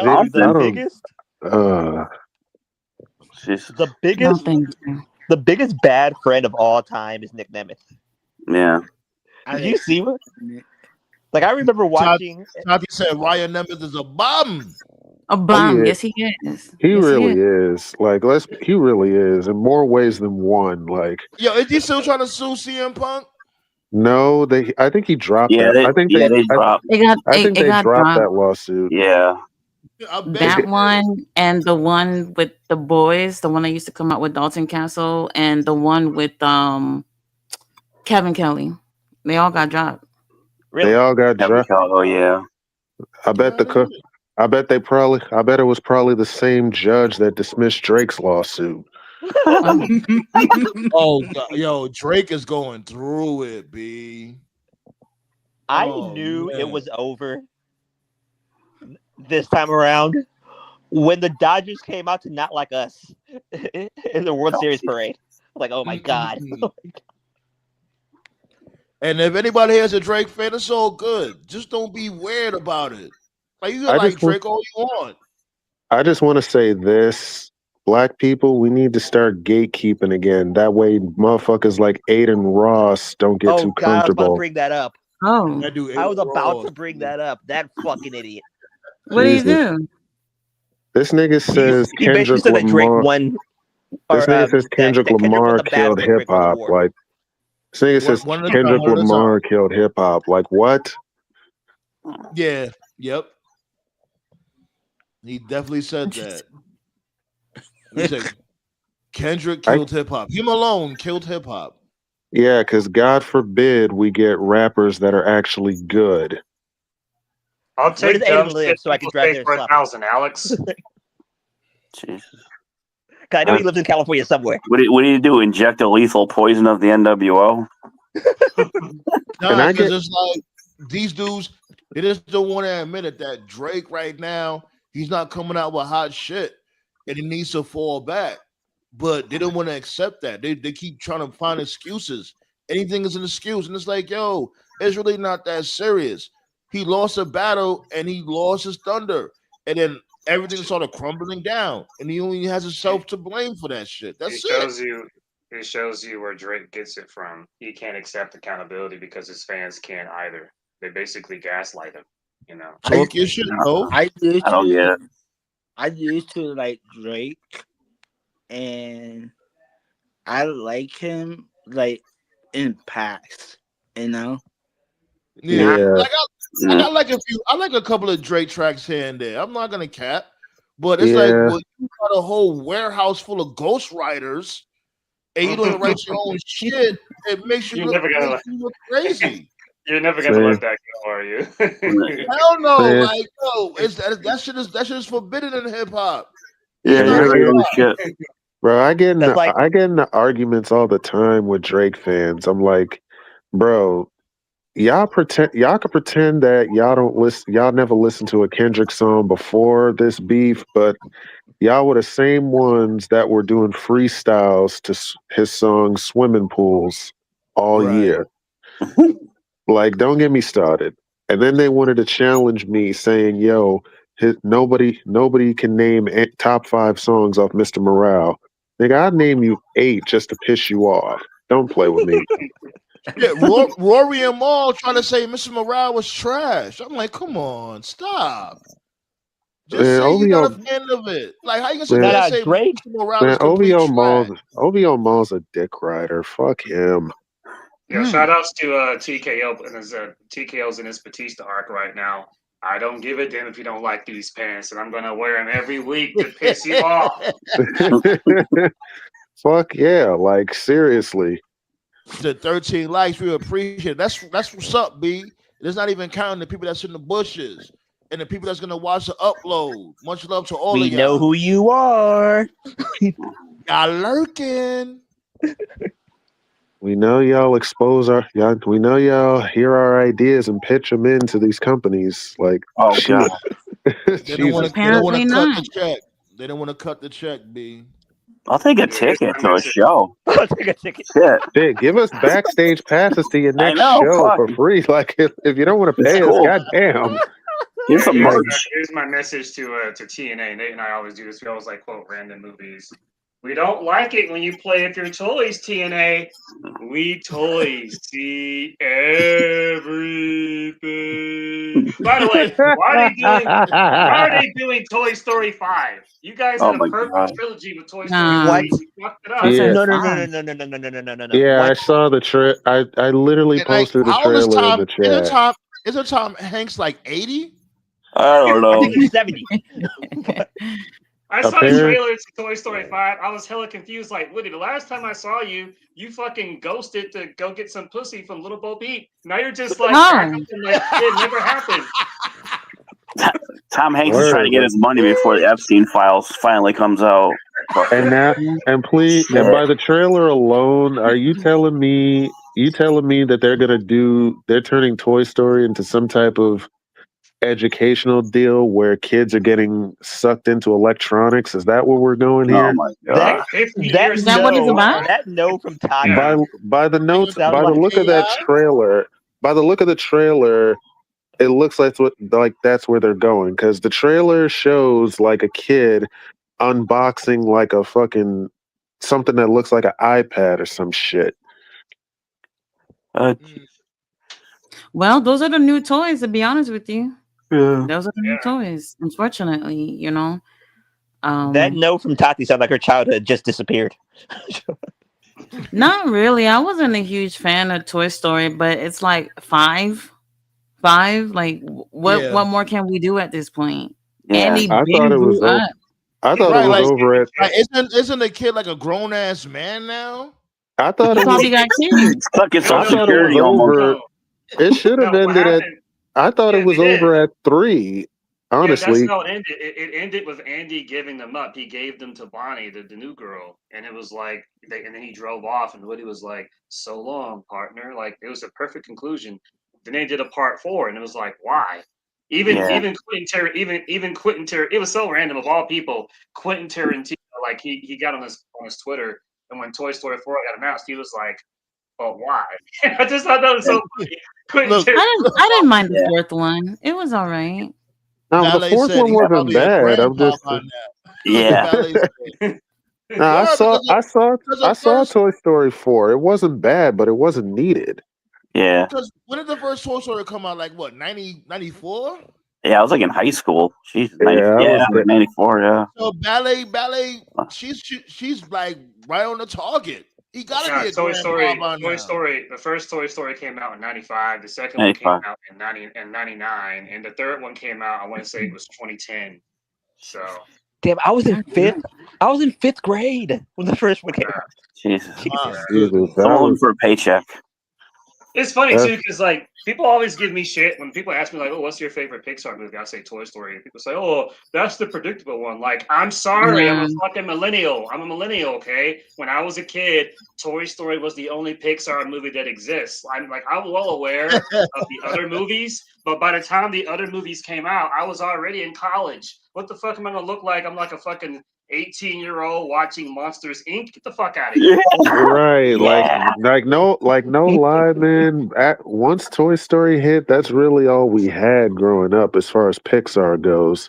Right. Like nobody really paid attention to Pixar after that. Don't they got the new shit now? What is it? Illumination, I think it's called. What's the name of that new company that be having? Isn't that Disney's company? Is that it? Disney? I know think what I'm so. talking Like, about, I'm not too right? sure. For I what think it's movie? I forgot the name of the movie, but it's another it's like up to date. I think it's called Illumination, some bullshit like that. Yeah. Hmm. The only ones I Man, remember, the only ones I remember, and I'm giving like the millennial perspective. I remember Toy Story. I was a kid. I remember one called Bug's Life that wasn't as good as Ants. I remember Lilo and Stitch. That wasn't Pixar though, but I remember Lilo and Stitch. I That's remember good. Monsters. I remember Monsters Inc. But by the time Monsters Inc. came out, I was already in college, and I remember The Incredibles. And after that, I was just like, okay, I watched. I ain't gonna hold. I definitely remember. I think The Incredibles was definitely the last Pixar movie I saw, personally. The greatest cartoon movie of all time, and I don't give a fuck. The Lion King's the greatest cartoon movie ever. Oh hell yeah! Absolutely, Lion King was Lion King was classic. Yeah, I'm not tripping. Yeah, that's what's called Illumination. That's the same dudes that did Mario Brothers, the up to date Mario Brothers cartoon or movie. Okay. Oh, that's what's up. No, I don't know what's going on now. Fuck Luigi. I just watched I just watched like Aladdin the other day, and I just realized like Aladdin is really different, like as an adult, because you realize like how much of a fuckboy Aladdin was. My favorite part of the movie is like when Aladdin's talking to Genie, and he's like, "Oh my God, Genie, her smile, her hair, and her ass is just." Like, really? Genie, fucking Aladdin. But yeah, there's Illumination right there. These are motherfuckers that did the wow. Brothers. Oh, it's Nintendo. It's Nintendo's company. Apparently. There we go. I think that's the company that did the Minions, right? I think so. Yeah. Yeah, they never stopped making a Minions movie. Like, Jesus. They never stopped making Minions movies. Like, Jesus. Like, I watch those movies with my niece, so yeah. I think the best Pixar movie, y'all probably, I don't even know if y'all even saw it. Coco? What? Coco? Yeah.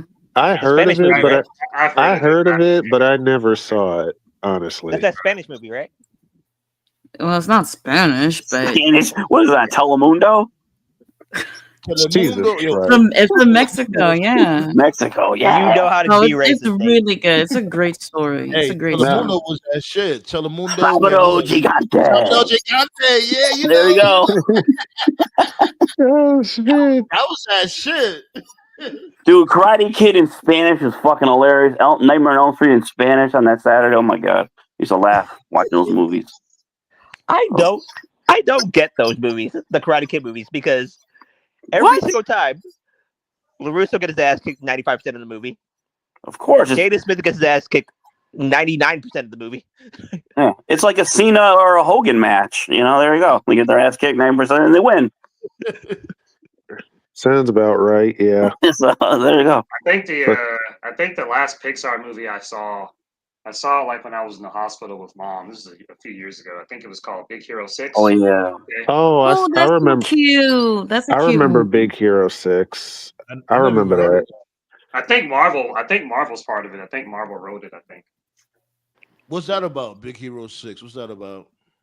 It's like about this kid who has like a brother who made like this really cool machine, but then like his brother dies in a fire, which is unfortunate. So then like he trains the machine. Baymax was the name of the machine, I think. So like Baymax and like all his friends like get together. They basically become like a superhero force. It's cool. It's cool. You know, Okay. I like it. Wally was It's a good more movie. to it. Oh, It's more Wall-E. to it. They killed the brother because the brother created something that could potentially change the world. Baymax is like almost like a doctor robot that can help cure certain type of conditions and things like that. And that's like a real world situation. Like if you have too much knowledge and the government or whoever the fuck is coming after you, he didn't die by accident. So No. now these kids had to become superheroes to defend themselves from the brother's creation because they killed the brother. Exactly. Crazy. That's the Clintons. They know. Shout outs to Tati for turning a Pixar movie into Illuminati. Like that's amazing. Yeah. But that's Yeah, that's how exactly. Disney always gives it up though. Like Disney always been dark. Like Yeah, Disney actually, been dark for decades. But actually, one theory I noticed, and when I was in school, I took a women's studies class. Don't ask, and I had to write a paper on this. When I was in my women's studies class, one of the things I noticed about this, I think we talked about this like fucking 7 years ago, Nate. It's been a while. Has anyone noticed in most Disney movies, a parent dies, or either a parent dies, or there's just an absence of a parent with like no explanation whatsoever. And it was in the outfield. The two kids were orphans. Yeah, just that. There's an outfield. And I think, like the They'll Lion just- King, yeah. Bambi. Lion King, Bambi, yeah.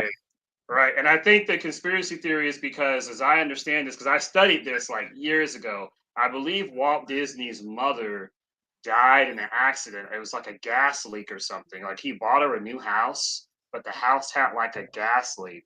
And I guess Disney, when he was alive, right, he was like so work obsessed that he didn't really like do his due diligence on the house. So I guess he felt like guilty about that. And so the rumor is like once he wrote Snow White, that Walt had it written in his will that like every single Disney movie, there has to be like a deceased parent, or both parents are alive and one of them dies, or it's like a single parent household, but no explanation on the other parent. I think You have that's the like, Mighty Ducks. The Mighty Ducks, the dad left them. That's weird. That's weird as fuck, man. Yeah, that's weird. Because now I'm trying to think, like, what Disney movie were there where there were two parents? Yeah, that shit makes you think, don't it? Yeah, Oh, so man. for simplicity's sake, I'll focus on the '90s era because we'll be here all day. So, like Little Mermaid, Ariel has a dad, but there's no mother, and there's no reference of the mom. I think they may have said she died, but they don't go into like any detail on that. Aladdin's a street rat, no mother, no mention of a father. I think there's like a straight to VHS sequel where he meets his father, though. I think it's called Aladdin and the 40 Thieves. Nah, yo, that shit was Yeah, 40 Thieves. Yeah, That was a good movie. That shit was 40 hot. Thieves. They But find. Jasmine's mom died, so her father was the sultan by himself, but like with no one. So that's another one. Then there's And Lion King. remember, Aladdin, they was like teenagers at that time. Aladdin was like, what, like 15, 16? At least. Then you got Lion King, and that's one of the few movies Mufasa dies. But right, yeah. So that's one of the few Disney movies where there's a mother and a father, but then the father dies. Then you got Tarzan. Tarzan's parents were it's alluded to them being killed by a tiger or something like that. So he's raised by gorillas. Then you got Hercules. He's raised like literally he's a god. Oh, Hercules was that shit. You took it back on her. I used to love Hercules.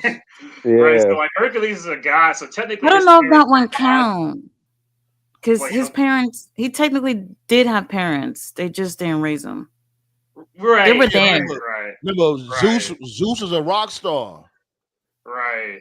Right. Then you got Hunchback of Notre Dame, where his mother was killed by Frollo. Now that movie was dark.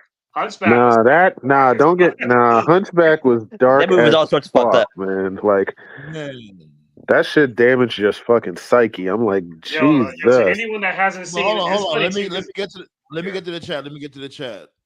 Bally was saying Pixar was a computer graphics division owned by George Lucas way back in the day. Blade said, hold on, my bad, y'all. Give me 1 second. Blade said the main character is his little sister. Ballet said fairy tales are not what they seem. I'm telling you, like them cartoons was prepping us for the future when it comes to being adults. Like, yeah. Who's Brothers Grimm? Oh, I've heard of that. I think that's a fairy TV tales. show. Yeah, it's from the fairy tales. So a lot of the.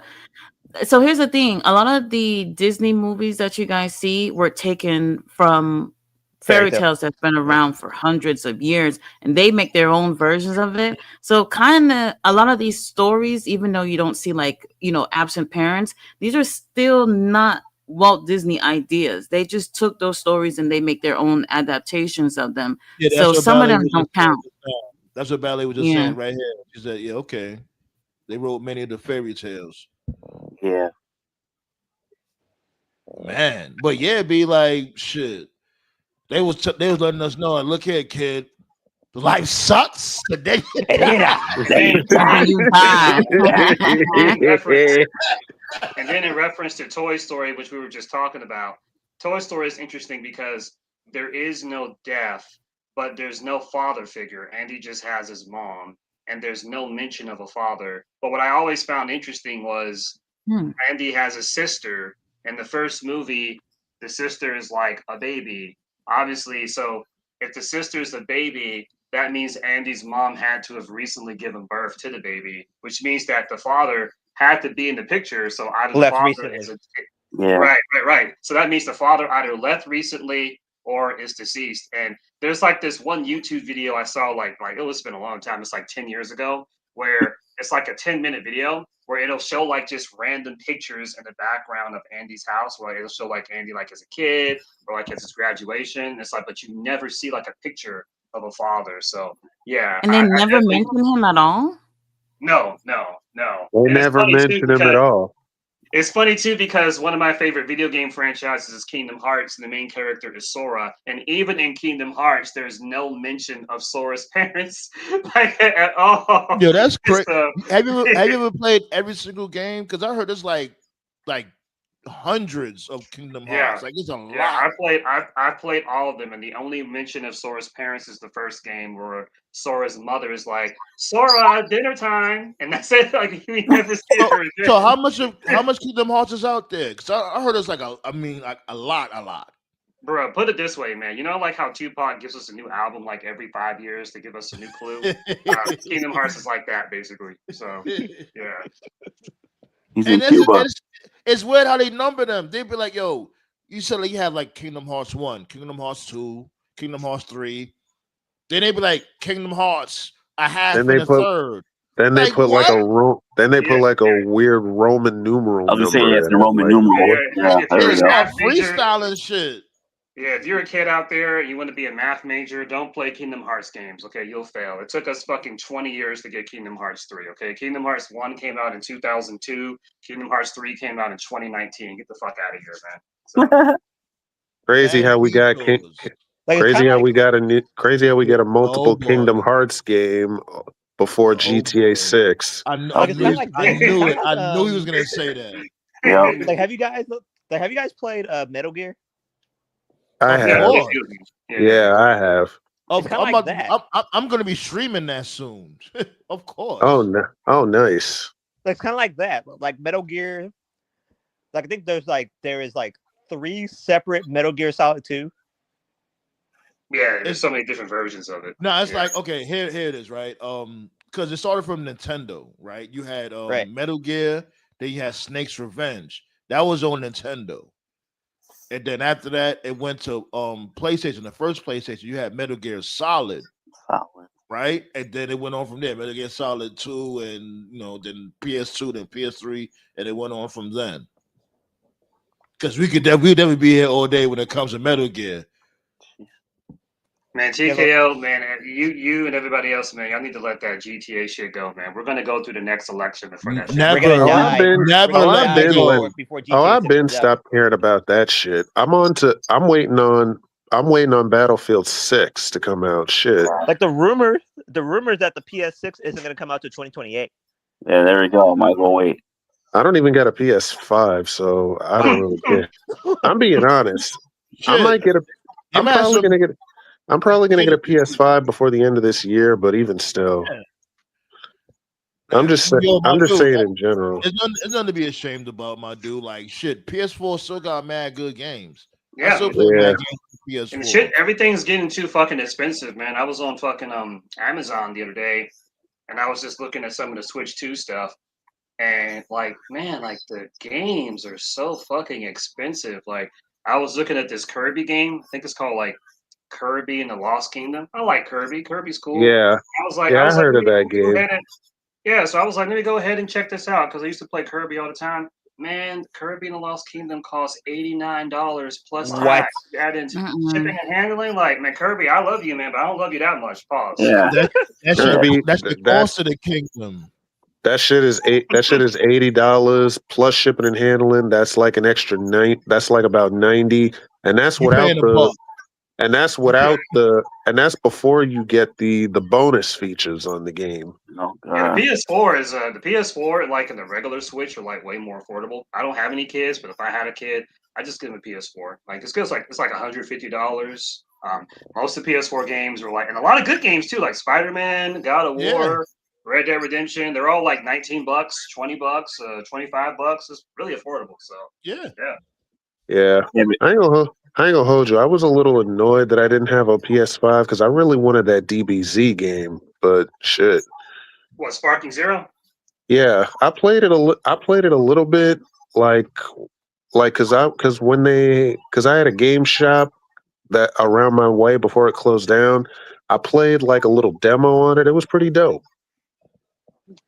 Dude, back in the 80s when I had an Atari, some of those games cost $50. And this is when people made $4 an hour. So don't be complaining about $89 games when people were making like $25 an hour or some shit nowadays. It's like, now, you know what's crazy? You know what I miss? I miss going into game shops where they had like the video game consoles and you could play like a demo before you buy the game. Oh, yeah. Those are You fun. can do that at Walmart, but they only have select options though. Yeah, you can't trust people anymore, so they locked it up. As a matter of fact, Let me tell you something. Hold on. Now that you mentioned that GameStop, it's mostly like Funko Pops and teddy bears. Like what the fuck? It's so weird. Right, because it's because it's been a long time since I've been to GameStop. It's been a long time since I've been there. Yeah, I can tell you why. GameStop was my first job. I worked there in 3 years. What's happening is mine too. Awesome. Right. Yeah, man. Yeah. So what's going on, Tati, is GameStop, they took too long to adapt. When we started turning into a more digital world and shit, where people started like downloading games on their console, or when people started like ordering stuff online, like on Amazon or eBay or Target or whatever, GameStop took too long to adapt and get the times. They were still doing like old school shit. So then people stopped going to GameStop to buy games. And then the other thing that fucked up GameStop, and TKO knows this, is that I get it, right? Like you're trying to advertise other stuff. It got to a point where you could no longer go in GameStop and buy a game, because when you go and buy a game, the cashiers are trained to basically be like, hey, well, since you're here, would you like to They buy try this, to this? Yeah, Yeah. they try to add on a bunch of bullshit that you don't need. I'm like, it's like a used car salesman. Like, what are we like? I came Yeah, in what here doesn't for make a sense. game. I came in here for Right. one game. I don't need all this extra shit. I ain't And then gonna what lie never though, made sense like about it. I Yeah. didn't mind the membership, like because you know when you get the membership, you get the bonus card and they give you the monthly magazines. I didn't mind that. And then like what didn't make sense about it is like if you're trying to bombard us with like shit, why not recommend stuff based off what we buy? So for instance, if you're like I don't know, a 16-year-old and you're going to buy a Mario Kart game, why would you recommend, oh, would you like to buy Battlefield 5? Like, what the fuck does Battlefield have to do with Mario Kart? Like why not recommend a Mario? Like, why not recommend like a Mario Kart Galaxy or game? something like that? Right. Recommend something similar to what we just bought. Like, if I'm buying a Halo game, okay, that makes sense, but no. So anyway, people aren't buying games anymore, and so some genius at GameStop figured out, shit, no one's buying our games, so let's put Funko Pops in there, let's put merchandise in there, let's put a bunch of random shit in there to give people something else to look at because nobody was buying their shit. So yeah. Well, plus their store like I credit buy it shit, online and like then a I pick it up at $60 game, they give you like $2 for a fucking game. I'm like, what the fuck? The store credit ain't shit, bro. I'm like, Yeah, so, it's a joke. Like I got a brand new PS5 in the box. We'll give you $100. What? I just paid $500.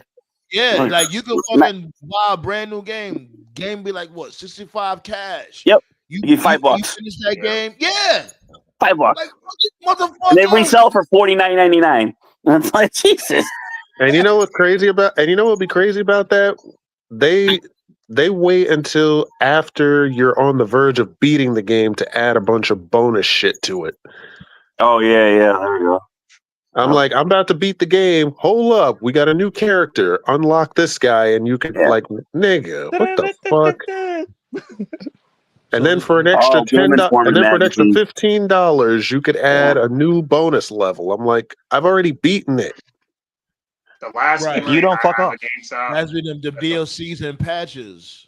Yeah. The last memory I have of GameStop is when I put in my 2 weeks notice. This was during 7th generation. I remember like how fucking hard it was to find a Wii. I had a Wii, thankfully, but it was like those things sold out like hotcakes. Yep. Everybody on 101. So right before I left, I remember like I went to storage and we had like, I want to say maybe 2 Wiis.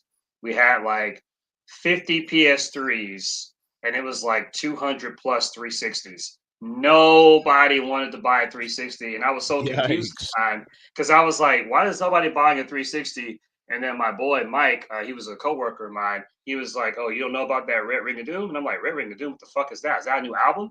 And he was like, "No, no." That do sound like an album, though. No. So then he explained the Red Ring of Doom, and I was like, "Damn, like that's fucked up." So yeah, nobody was buying a 360 because of the Red Ring of Doom at the time. So Red Ring of Death.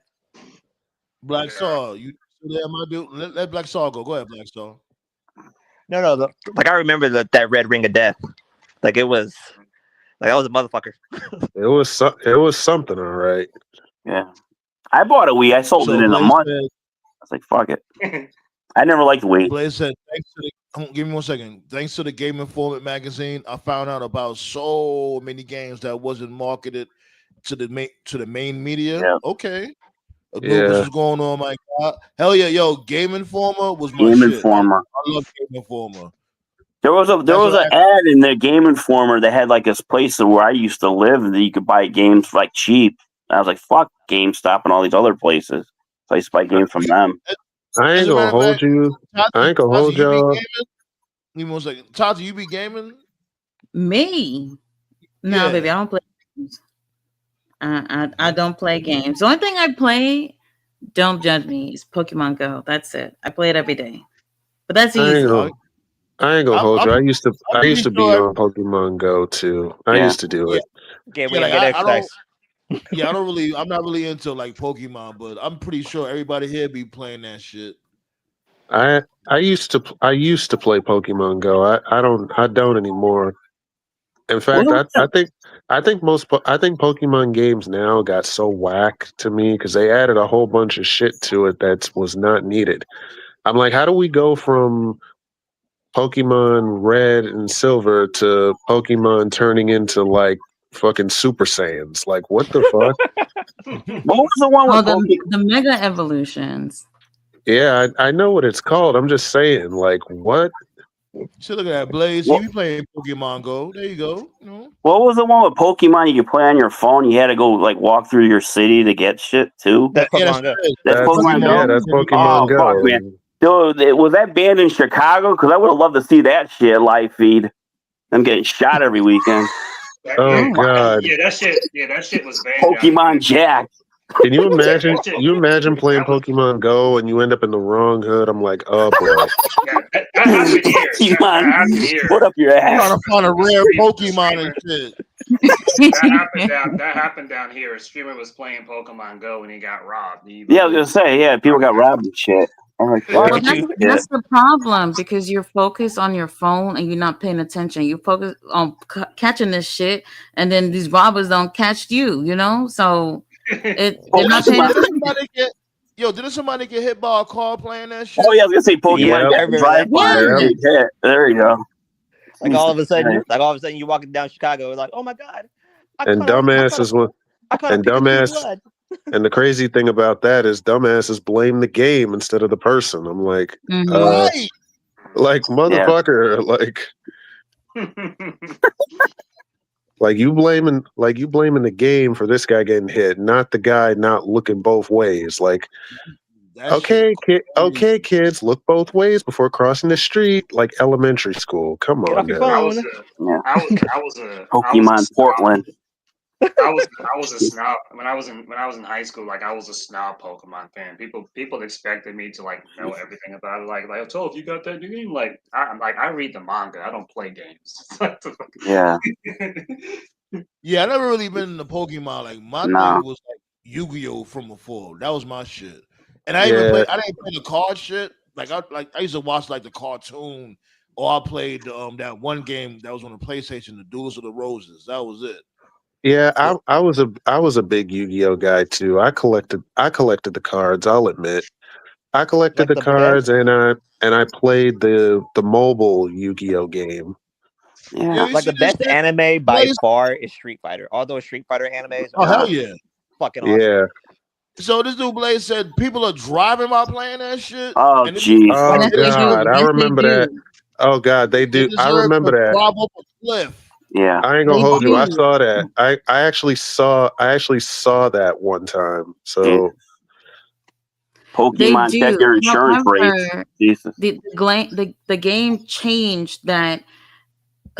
So you can do it kinda if you're moving at a certain pace. The game will automatically assume that you may be driving, and it kind of like put an alert on your screen, like, "Are you driving? Put your phone away." Yeah. So it does that now. I just found this out recently that TikTok has like a rule where you can get banned if you're driving while you're on TikTok. At least TikTok is doing something about it. Oh, they wow. should. They really should. I ain't gonna hold you. They really should. Y'all didn't hear about that shit? I think as of late, it was a lady that normally go live on TikTok. She had ran some dude over and killed him. It happened this week. Yeah, I heard about that. Yeah, I think the name of our show is Tea Time. I think some shit like that. Dude, if I'm ever driving and somebody's on their phone and hits me, they better dial 911 because I'm gonna kill them. I'm like, that's it. You're dead. Right, like my dude. Like I remember, I don't like that. How could you be driving? The problem is that like even for me, like if I'm driving, I don't even want to talk on Bluetooth. Yet alone doing a whole live stream. You're driving and you're reading motherfucking comments. They do that. Yeah, how you driving the car reading the comic book? Yo, this dude is crackers. Hands-free driving. She said It's comment. so weird because it really be a pretty chick. It really be a bad chick that be on live driving, just talking about. I'm like, yeah, you cute, bitch, but you're gonna look fucked up dead. I've seen people like fucking shave and brush their teeth while driving. I'm like, what the fuck? It's Like, crazy, man. Jesus. I think that one Jim Carrey movie, The Truman Show, that shit like aged like wine. It's Yeah. like, Oh, I yeah, just saw that show recently. That's one of the Yeah, best movies. That's one of the best movies. yeah.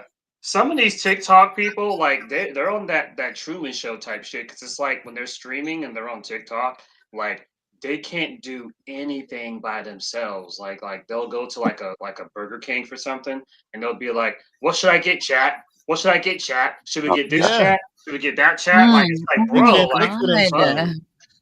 Quick You question. talking about the IRL streamers? yeah. No, I Yeah. could never live my life like that. I could never do that. I don't get it. Quick Yeah, question. Yeah. Who's worse? There's this one chick, I can't think of her name. She was a black chick, and I was like in disbelief. I was like, "There's no way this chick is getting paid." She was getting paid millions of dollars, and all she did was she just dressed herself up like I think a Waffle House employee, and she just You was be basically just taking orders like all you stream. She was streaming herself like. She was Working. streaming herself like I see working you, my as if dude. she was at a Waffle House, but she wasn't at a Waffle House, but she had her house set up like it was a Waffle. And I was like, how much What? money did that cost to Yeah. do that? Like crazy. Got my No, Yeah. but quick question though. Who's worse? TikTokers or Twitch streamers? Maybe TikTokers. No, I I don't would watch. say I would Wow. say I would say those motherfuckers that be on Kick, honestly. They're on a different category of idiot. Yeah, These like, kids at the high school do TikTok videos all the time. I'm like, nobody gives a fuck. I walk by, I'm like, nobody gives a shit. yeah, like the ones I Get a life. don't like that is the IRL streamers. Those are the ones Yeah. that be going around. Like that dude, Rajah Jackson. He was an IRL Oh, streamer, God. and look at that, he Wow. threw his whole life away. Oh God. See, if they did the Karate Kid now, if the Karate Kid was new, Daniel would be a TikTok streamer, and he would have just walked into Johnny, and Johnny would have been like, "This fucking guy." That would have been the beef right there. Fuck is that? Yo, what's good, Anubis? Yo, How y'all doing?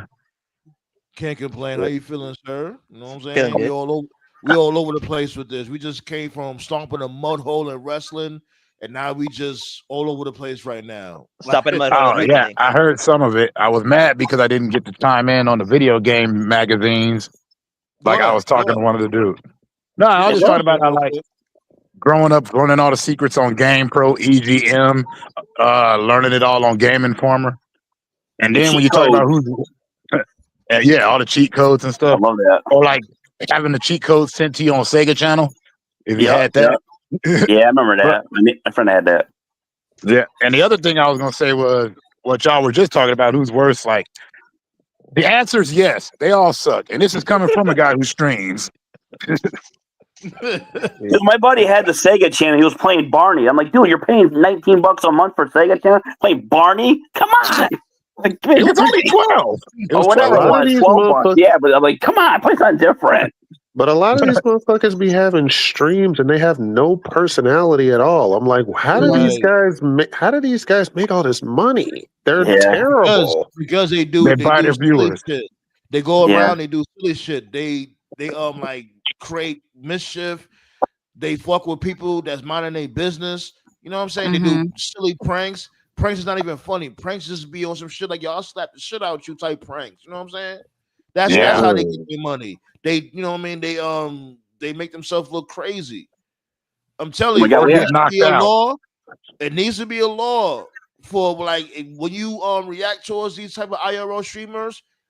It should be like, yo, it's all fair game. Cause you mess with people that's not messing with you, they being innocent. Like it be times where they be in the supermarket, like there's an old person shopping in the supermarket. They'll fuck with an old person. Yeah. And it's like, what are you doing, B? Doing silly What shit. happened? It's because it's like the real world ain't the real world no more. Like, remember back in the day on MTV, the real world was on MTV and it had real people. And then when they saw the ratings, they started getting fake people in. Same Like the deal. Miz. Yeah. What happened is prank culture has changed. Like in the late 90s, 2000s, early 2000s, prank culture was like jackass shit, where it was just people just doing dumb shit, and we were laughing at them. So it was like ha ha ha. And then like late 2000s, early 2010s, it was like early YouTube prank culture, where people would like dress up as like horror movie villains, like they dress up like as Jason or dress up as Michael Myers to like scare people or some shit. Or one of my favorite pranks that Nate used to send me, where people would like walk in the hood and be like, "Yo, 5-0, 5-0," and like just run randomly. Run. Take a shot. Take a shot. Wait. To add to that, you forgot Totally Hidden Video and Candid Camera. That was the prank shows I knew. Oh yeah. Oh wow, you took it back. That's like the late 80s. Late 80s, early 90s. But that was good pranks.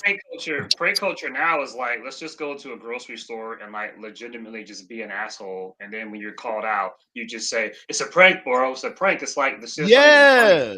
That shit goofy as hell. Like, yo, nobody not playing with you. Like, get up out of here. Like B. the craziest one I saw, I think it was this I think he was a Subway worker, like KFC worker, some shit like that. Oh, the Subway guy. And like and like he poured like soda into a fryer. Like I know what you're talking about. No. You talking about this dude Wolfie, his punk ass. This dude name is Wolfie. He went into a fast food restaurant and he had a one of them bags of ice and he threw the shit Over the ice. Yeah. And it's just sort of bubbling up. Yeah, because you mix oil and water, it's fucking gonna bubble up and overflow. I saw that one. Yeah. I'm like, yo, what a fucking dickhead, yo. Now if somebody claps you, it should be all fair game because you endangering people's lives for what? I thought that shit was dry ice when I first saw that. I'm like, damn. Yeah, it was a bag of ice. He threw it in the deep fryer and the shit fryer bubbled up. Yep. What did he think was gonna happen with that? Like, no, that's what he does. He goes around and tries to hurt people with his pranks. See, I like the guy that goes in the fast food place with the fake coupons. I like those pranks. Those are funny. His fake name coupons. is I think he serving like over a year now. They locked his stupid ass up for a year. For what? Yeah, only a year. Yeah, this dude was doing some like it was one time he was in the mall and he had a couch and he was like on the upper tier. And he threw it off the fucking balcony, and it almost hit somebody on top of the damn head. What? Oh my I god! swear to God that happened. Jesus. One of them got shot. You could look. He came in there with a couch. You know how the malls be having the levels, like they have you have the where people sit and read and shit. Yeah, I see them all the time. You have the ground floor and you have the upper level, and it goes up like 2 floors or whatever. He was like on the top floor. And he threw a couch from off the top floor and almost hit somebody on the head on the ground floor. Jesus Christ. Should go to jail. He did go to jail. Only for more than a year. Yeah, he should be like 15. Yeah, if they got hurt or died, he probably would have. Is guilty. That nigga is guilty. The problem is there's not enough repercussion for people doing stuff like this. There are so many prank videos that like it incriminates themselves and no one actually goes back and report these things and then the police actually do something about it. Make examples out of these fucking losers. There's this, like it was just as a matter of fact, I got you one more, my dude. I got you. It was another one he did. He had went to a supermarket and he was spraying the fruit with roach spray. What? That guy? Produce. Is that the guy? Yeah, the black guy? People. Wow, I seen that on the news. Yeah, that's the one that got locked up. I think it happened. Good. Lock his ass up. Good. He's gonna have to throw a bar of soap up his ass in jail. I don't know. Yep, that'll be the prank. He dropped the soap. He dropped the soap and got it up his ass. Jesus Christ. Yeah, he deserves all that shit. Fuck him. Fucking A. And every time he does that, he'll laugh. That can kill somebody. Yeah. That's wow. He'll laugh about this shit. Like, yo, my dude, it's not funny. What's wrong No. with you, B? Yeah, By the time he posted that, people had already ate the food, whatever he sprayed. Yeah. Yeah. Right. I was just gonna say like we need to go back to like harmless millennial prank culture. Like, there's this guy that Nate sent me a while back. He's popular in the Indies. This guy named Stone Cold ET. This is a guy who cosplays Oh. Stone Cold, but he wears an ET mask, and like all his pranks were he was just going in drive-throughs, ordering food in a Stone Cold voice while wearing Stone Cold ET. You know, like he'll go to drive-through and be like, "Oh hell yeah, give me a double waffle cheeseburger and some McFries," and just stuff like just funny shit like that. He dressed up like Scott Steiner and like the Randy Orton one. I love the Randy Orton one he does. It's funny. Yeah. See, that's harmless. I don't mind shit like that. But anything that's hazardous will make me beat your ass. Yeah, right. Yeah. Blaze said, "I hate the food pranks. You wasting food, making a nasty meal." And Ballet, not Ballet. I said Ballet. Ballet did say you damn dummy. Right. Right. Hey guys, I'm gonna go in a restaurant. I'm gonna go in a restaurant, put rat poison in this guy's pancakes. Watch. Yeah. I remember what this the guy. And the motherfuckers in the chat, they egg it on. You know what I'm saying? They do the stupid shit. They be laughing at this shit. It's like, yo, this shit is not funny, B. Fucking push a wheelchair kid in a pool, swimming pool. Yeah. I remember this one guy. I can't think of his name. He would go to the drive-thru and like pick up food dressed as different horror movie characters. Like one time he was dressed as Freddy Krueger, and he was trying to like get the food, but he had like the cloth, so he couldn't get it. And there's another one where he dressed as Michael Myers, but he didn't talk because he's Michael Myers. So they're just like, Did you ever see there was this guy that kept trolling people online, like just troll pranking everybody, and then he continuously decided for some reason to keep trolling King Von. And then King Von, he showed up on another video and said, "Yeah, so I was messing with King Von, and then he sent me a message going, 'Is this your home address, dog?'" Oh, like, shit. Dude, I'm just a troll. I'm like, you don't mess with something. But King Von's like, "Is this your home address? Just let me know, fo."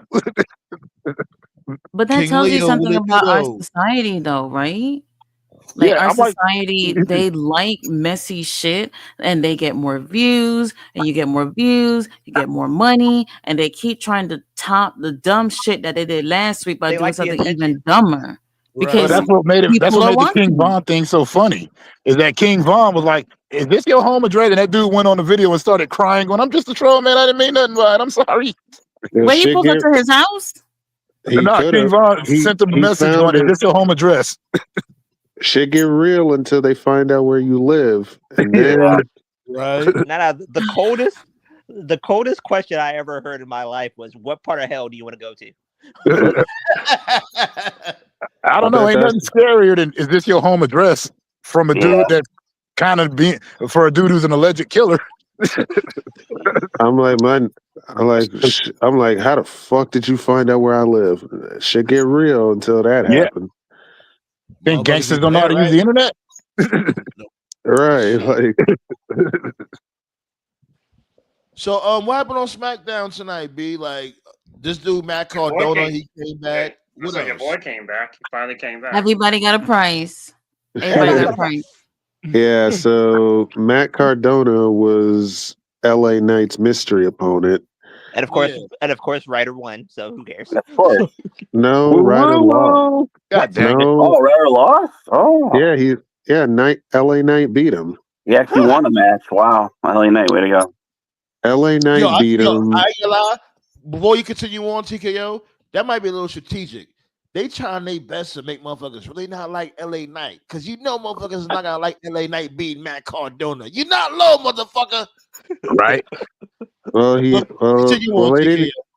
they didn't call him Matt Cardona here. They called him Zack Ryder, but jeez. That's what they do. Didn't Matt say like if he was gonna go back over there that he was gonna be Matt Cardona, not Zack Ryder? Yeah. Tasha, you already know what it is. They had old t-shirts in the back. They had to sell them. That's why. When you come back, yeah, old merch. When you come back, you always gotta kiss the ring. Kiss the ring, yeah. I don't kiss even think. the ring, kiss ass, suck dick, all that stuff. That's exactly what he had to do to get right there. Hey, wait, Toddy, that wasn't fair. You forgot tossing salad. One of them. You forgot tossing salad, Toddy. Tossing salad. But yeah. Yo, I ain't gonna lie, the only motherfucker that didn't kiss the ring on some real shit. He's kissing the ring now, but from before, He had to kiss the ring. This dude, AJ Styles. Yeah. He's probably like the only one. I think the only person who will go back to WWE and they really won't change anything is when Mox finally decides to hang it up and when they. That's a motherfucking lie. Yeah. Don't do that. Don't do that. Don't do that. John Moxley he added the motherfucking to it. No, I think when Mox is ready to hang it up, when he's ready to retire, because they're going to do the Shield reunion eventually, and it's not anytime soon. It'll happen one day. Perhaps it'll be 5 years from now, 6 years from now. But I think when Mox decides to hang it up, or when he's ready to, call it a career, and he goes back, I think when he goes back to WWE, they're just going to call him Mox because at this point, like, no one gives a fuck about Dean Ambrose. Right. Yeah. Like, that will never happen. Dean Ambrose. Yeah, but my thing is never. Yeah, but my thing is, why would they need to do another Shield reunion? What would they do? Because they're running out of Hall of Famers. That's why. Yeah. That's why.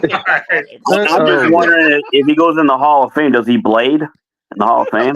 That's why they're running out of Hall of Famers. Like, why do you think they want Jericho back so much? Like, they're running out of big name Hall of Famers. They need some. Jericho ain't nobody.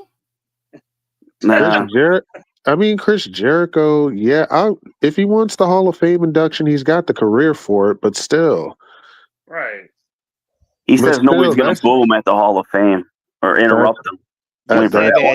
That's a lie, but still. That's what he said. That's what he said. He'll go off on somebody if they boo him or interrupt him during his speech. Oh, well, then I'll go and do it. I'll go and do it.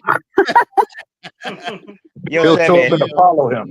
Let him finish. Go ahead, TKO. But yeah, Cardona came back, wrestled LA Knight, lost. Charlotte Flair more or less took herself out of the War Games match because apparently she still hates Rhea Ripley. And but you didn't want to nip slip again. You know what? Hey, let's stop right there. You know what? I can't be mad at that. See, I always talk shit about Triple H. I do, rightfully so. But when it comes to that, cool. You know what I'm saying? Nah, you know what I'm saying? That makes sense. They're probably gonna put her back in. I know. I'm trying. I'm really trying. Hey, now you pissing all over his hope. We already know it's bullshit, but don't tell him it's bullshit. I'm trying, son. I'm trying. I'm sorry. It's gonna happen. It's reality, bro. I'm sorry. I can't. I've been given too many free passes. Like nobody should do. I gave these motherfuckers too many. Charlotte I gave these motherfuckers too many free passes over the years. I can't do it. Is Regal in WWE again or no? Is Regal still there? Regal, yeah, William Regal's there.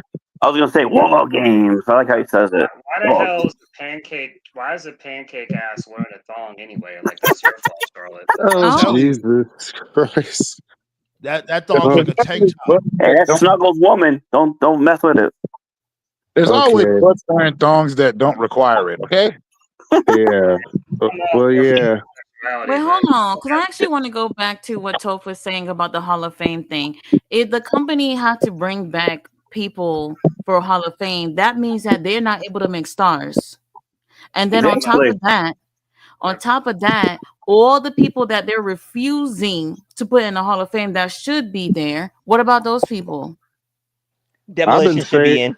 I've been saying they should. Yeah, Demolition got blackballed. That's why. She asked Toph. That's Toph answer. Oh, my bad. Yeah, you're right. Yeah, they're bringing back people like you said because the current roster they have is not at that point to be Hall of Famers because they keep relying on people. John Cena's retiring, AJ's going to retire next year. You're only going to have guys like Randy Orton for so much longer. You're only going to have guys like Brock Lesnar for so much longer. Triple H is done. Rock is basically done. Like Taker's done. Kane's done. They're running out. Final stretch. Yeah, Punk's almost done. Final stretch. Yeah, but what about those that have not been inducted? I've been complaining about Victoria not being in from forever. Yeah. Sherry. Or not Sherry. Sensational Sherry. She's in it. Oh, she's in it. Yeah, Sherry. Yeah, she's in it. Yeah. Right before she died. Yo, Triple H, put Victoria in, motherfucker. Yeah. You put Michelle McCool and your wife in. God Jesus. Demolition won't be in it because they try to blackball WWE with a lawsuit. So. And what they always do, the worst part about the Hall of Fame is like there's been several times where like people are getting sick and they're dying, or they're told they're going to die, and it's like they like to make like Hall of Fame themes sometimes. Like the most obvious example was Vader. Yeah, Vader went on social media and his doctor told him straight up, like, you're not living for another 3 years. And so Vader was like, I'd like to go in while I'm alive, which is a totally reasonable statement. And then WWE was like, we'll do it later. We'll do it later. But then later never comes, you know? So Demolition, they're still with us. I know they want to go in while they're still alive. And it's like, yeah, like put them in. Like, please put them in. It's like, nope, we're just going to wait until it's like, whatever. I know Bam Bam was another one. So if any team deserves to be in, it's Demolition. Yeah. Right. No, they were part of that lawsuit. That's why they're not in right now. Yep. Right. They were suing WWE. It's too much politics involved when we talk about what people have done with their careers. Like, why does it have to be that? They're not fair with it at all. They pick whoever they feel should be there. They're not even looking at careers at that point. Right. The Hall of Fame's a joke to me. The Hall of Fame's a joke to me because there's no building for it, so it's like, whatever. It's fantasy land. That's what I call it. Don't you think that there should be a committee? There should be. To the big Right. That's why, like, I don't get upset about, like, look, whenever they do the Hall of Fame stuff, like, I never get upset because people need to understand, like, it's their Hall of Fame. Like, there's no committee, there's no vote. It's their Hall of Fame. So since it's their Hall of Fame, they can put in whoever they want to put in. If they want to put in Nikki Bella as a singles, you know, because the Bella twins are in there. But if they want to put Nikki Bella in, they can put Nikki Bella in. If they want to put Santino Marella in, if Nikki Bella gets in, I'll quit watching. I'll quit watching WWE for an entire year. Right. But they do have a National Wrestling Hall of Fame, though. Mm-hmm. They should have a jobbers wing like Barry Horowitz and all them. Iron Mike Sharp. Now you know what they should do. You know what they should do. They should put items in the Hall of Fame. That'll go over. That'd be cool. Yep. Like a Steve Weiser. Yeah, like Stone Boney. Like Stone. They'll do that eventually. I mean, they're already putting matches in the Hall of Fame. They're putting matches in there, so that'll be the next step. Putting in. I mean that would be that's a good idea. Personally, I think it would be dope because sometimes the items be as legendary as the superstars. Like, and it gets the fans to think about the match too. Like, think think about this Hall of Fame tour. We always talk about this Hall of Fame shit. I'm telling you, collectibles. What they were when they come out with the Hall of Fame in a venue somewhere, I'm telling you, we gotta take a. They were talking about Florida. It's sad because like the fans actually care about it more than WWE does. Like the WWE, they've never cared about it. The Hall of Fame in WWE is always just a marketing ploy because they do it the same week as WrestleMania. They attach it to WrestleMania weekend. It's just a way to make tickets for them. More money. They hate us. They watch it be oh my God, Jesus Christ! Yeah, Saudi Arabia, they already got their fucking museum when it comes to the Hall of Fame. They got a WrestleMania before London did. Come on, man. And London has been more beneficial to wrestling than Saudi has. So like. Another criticism. The Hall of Fame. Y'all pulling up though, right? You know we what's that? What time that WrestleMania is coming on? Like 9 o'clock in the morning? Y'all pulling something up, like right? that. Oh, bumba fucking no. You're on your own, man, bro. Bomba clot. I didn't even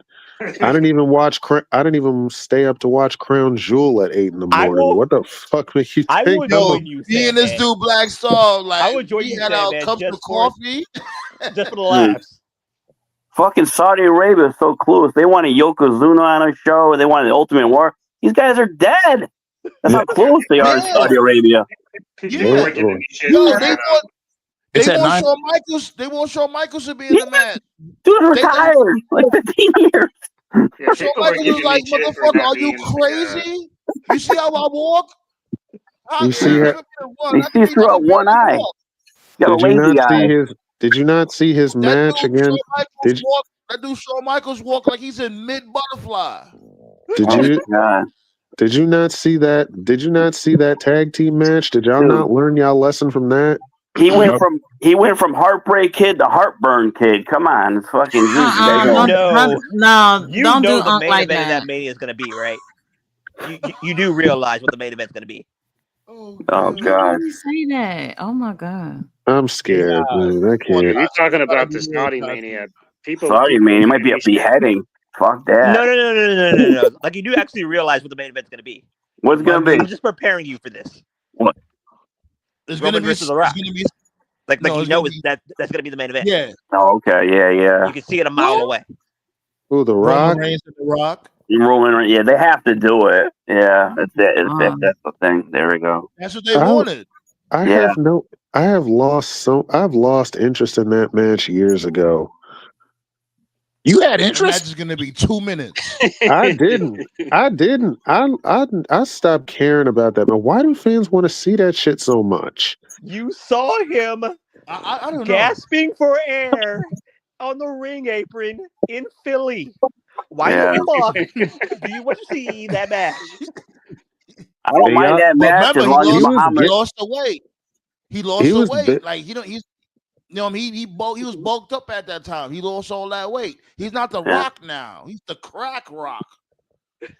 I don't mind that match. Man, he's not the Rock. He's Dwayne Johnson. I don't mind that match as long as Muhammad Hassan shows up and blows up the building. Oh Jesus! Speaking of Scotty, people were giving me shit like, "Oh, Toph, you're a New Japan guy. You could have been on this show. How come you weren't there?" Because I don't want to get my head fucking cut off. Yeah. Right. I would love to know how many people from the States are actually going to attend that WrestleMania. Probably very little. Better be nobody. Very little. Check your insurance policy. What if the green shirt guy pull up over there? Oh God. God bless him. He really committed. I'm curious about the WrestleMania parties. Like, whenever there's a really big show, a lot of There won't streamers be. go live and stream it, or like, how's that gonna work? I don't see people doing that at like fucking 7 Wale 8 Mania's going to be in Saudi Arabia. It's not even just that, because a lot of people don't support that they're going to be over there. Right. So those people Did you are not see going to that? show their support. Did y'all see that? Did y'all see that press conference that they did to promote it? They look so miserable. Yes. Being No. on We're not talking about that. Yeah, it Know looked what like they should Russian do? news from Airplane 2. The gun to No, your seriously. You know what they should do? They should do that Kill Tony guy and do the WrestleMania in Saudi. I did hear the Triple Just so he H's can die. defense. I did hear that he tried the best he could to talk them out of it. Remember, like a couple of years ago, they did that show called, like, I think it was called The Greatest Royal Rumble Ever or something like that. Yeah. He tried to do like one of those. He tried to pass off like one of those gimmick shows. I'm mad you reminded me. Yeah. The report I read was Triple H tried to give them one of those gimmick shows. Like they were going to call it like WrestleMania Backlash or the show Beyond WrestleMania, like some type of gimmick name or something. But the Saudi Prince was like, "Fuck you, we're getting WrestleMania and WrestleMania," and so he tried. Triple H did try, but they weren't taking the bait. So even he looked miserable. Even he didn't look happy. Yeah. Because if they didn't get WrestleMania, don't take a flight. That's all I'm saying. Hey Blaze, if they put Mr. Sacco, Boom. if they put Mr. Sacco in the Hall of Fame, they got to put Moppy in the Hall of Fame too. Exactly. Yeah, there we go, Moppy. Iron Mike Sharp's thing. Arm brace. There we go. Jesus. As a matter of fact, don't even give these dudes ideas. I just thought of something. Don't give them ideas because they're already putting matches in the Hall of Fame. What if they end up putting props in the Hall of Fame? Oh my God! I'm telling you, watch WrestleMania 2. They're gonna do something. We're gonna have a prop thing for WrestleMania. What an Can you idea! put Pepper in there, please? Put Pepper in there. Yeah, put Pepper. They're gonna put Mr. Sacco. They're gonna put Moppy. They're gonna Why don't put they who else? put show in there? Screw it. The Big Show's dad. They're gonna get his coffin out of the grave. There we go. We got to be realistic, guys. If they put props in there, we know who runs the show now. The first prop is going to be Sledgy. Pause. Oh, the sledgehammer. Sledgehammer. Got to put my sledgehammer. Oh I'm gonna put my hammer in. Then I'm gonna hammer my wife. Well, he's already putting his wife. He's already putting his wife in. He probably will do that. Yeah, gonna make another kid. You know it's a weird shit. Check this out. I just thought of something. Why wasn't Triple H the one to go to Stephanie McMahon and tell her she's in the Hall of Fame? Why had to be bummed? Yeah, that would have made sense. Hold on. You know, I had to get you, Tati. You know, I had to get we're not doing that with Bane. Nah, but why? But that is a question though. Why did he send out Take? But why did he send out Taker instead of him telling her? Yeah. Don't know. Don't care. I mean, didn't Taker put on the cross too? I mean, Hunter, this is the same. This is the same dude that. Isn't this the same dude that hung your wife on a cross and crucified her? Like, why is he telling? Why is he telling her? Because they're not together. Like, run, bitch. Oh my God! Because the dead man was interesting. Yeah. Hold on, wait. Let Anubis go. Go ahead, Anubis. Go ahead. all I said was because the dead man still loves social gatherings. He was rather titter when he found out. Yeah. He had to tell her. Triple H couldn't do it because he was probably taking a big shit on the toilet. The reason why I asked that is because Triple H is always everywhere else. You can't induct your wife into the Hall of Fame. I'm taking a deuce. I didn't even know Taker was even I going was to be getting there. a blowjob from an intern. Oh my God. Preferably from Bailey. Yeah, I was looking at Bailey's ass. Well, I'm about to bury Joe Hendry. Yeah. Fuck him. But yeah, Mad about the side gun. Actually, I'm still mad about that. They going kicking him out. But yeah, and now he's part of, and now he's fully part of Joe Hendry WWE on the now. LWO. Watch. Yeah, people say that on Jay LWO. Uso. People say that Jay Uso is an entrance. That's what I feel about Joe Hendry. He's just say his name and he's ready to job. We believe in jobbing. Yeah. And now he's in it, and now he's fully part of WWE in a feud with Ethan Page. Like, here we are. Well, whatever. TNA done. They done. No, they never die. Gerard. Yep. I don't know how TNA's lasted this long. Where they're dead. Roaches and TNA. They're the third. They killed him. They're dead. Oh yeah. As a matter of fact, Black Star, my bad, my dude. Anthem is still funding these dudes because remember you was asking about Anthem and I thought they wasn't funding TNA no more. I stand corrected. Oh God. Oh, they are. There's only 3 guarantees in life: F, taxes, and LOL TNA. Yep. There we go. Yeah, I'm telling you, Anthem right. is using TNA as a money laundering promotion. Like, because you're not making no money. Did you see that thing this? Did you see that thing this week about NXT guys only getting like $30,000 a year? Their contracts are so low. Yeah. Some of the NXT employees. Yeah, NXT guys. What is that an hour? I don't know. That's nothing. NXT guys ain't really making $2,500 a month, basically. That's not a lot. That's like shit. I make more fucking babysitting kids at the high school. Yeah. Jeff Jarrett was paying. Jeff Jarrett's dad didn't pay them shit. Oh Jesus! Yeah, Paul Heyman was bouncing checks in ECW. And going back to what we were saying from before, like they can only afford to have these dudes on a year-long contract when it comes to certain wrestlers. Like, just close the doors. Be seriously, y'all niggas is embarrassing. Did you hear what Heyman said? Did you hear what Heyman said? Yeah, said what? Let Tati say something. Go ahead, Tati. Okay. They could have afforded to pay them more on NXT. They really can. That's nothing. Well, all that Saudi money, fuck, they can afford to pay everybody good money. La la la. No, I was gonna say, did you see what Paul Heyman said? He only got paid like $1 ECW in those 7 years when he was running. Like, yeah, right. Blow me. Bullshit, Paul.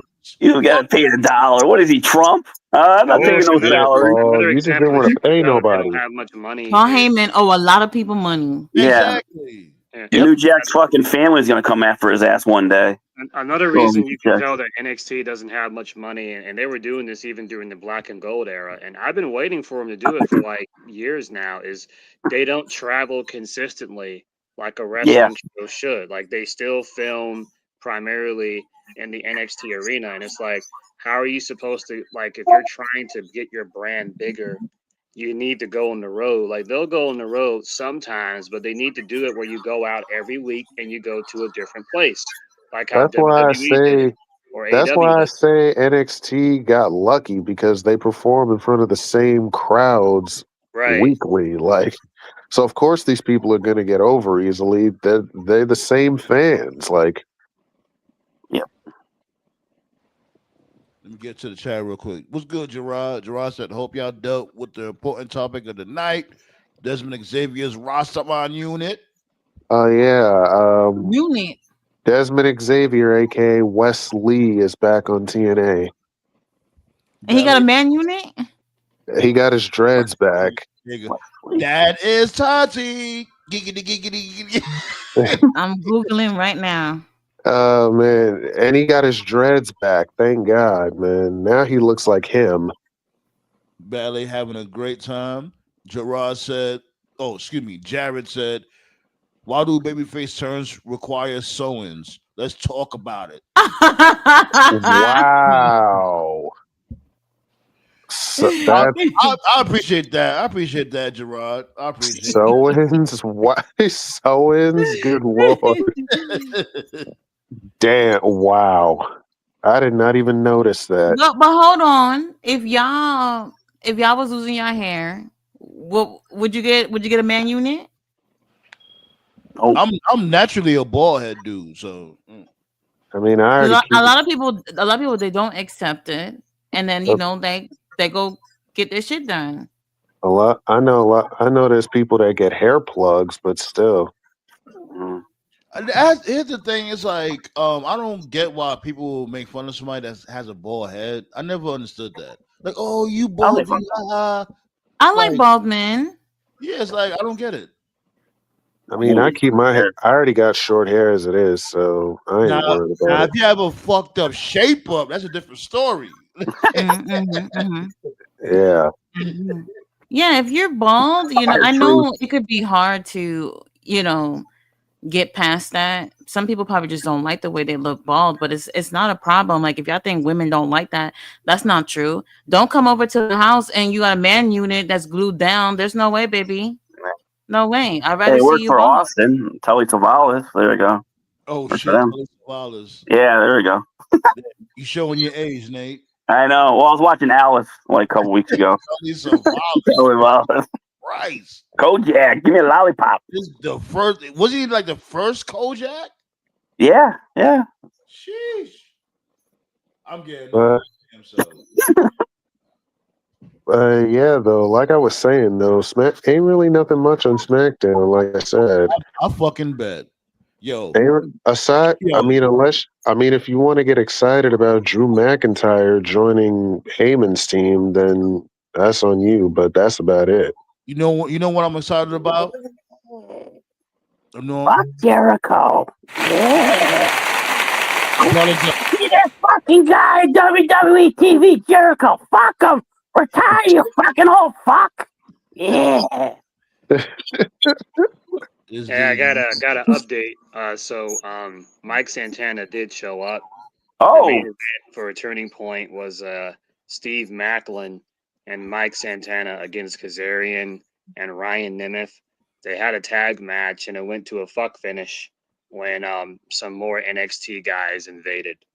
So What in the bumbleclad? Oh. That's crazy. Mike Santana couldn't still be champion while this happened. I was just going to ask about that again. Or matter of fact, you couldn't have just made, if you wanted Kazarian to get a shot at the title, couldn't you have just had him cash in on Turning Point? Like I said. Exactly. I agree with you, TKO. You did say that. He was like, if y'all was going to pull the trigger, at least wait till the damn pay-per-view. Especially since you had him fight Santana one-on-one in a match tonight anyway. Like, now, it was a tag team match, wasn't it?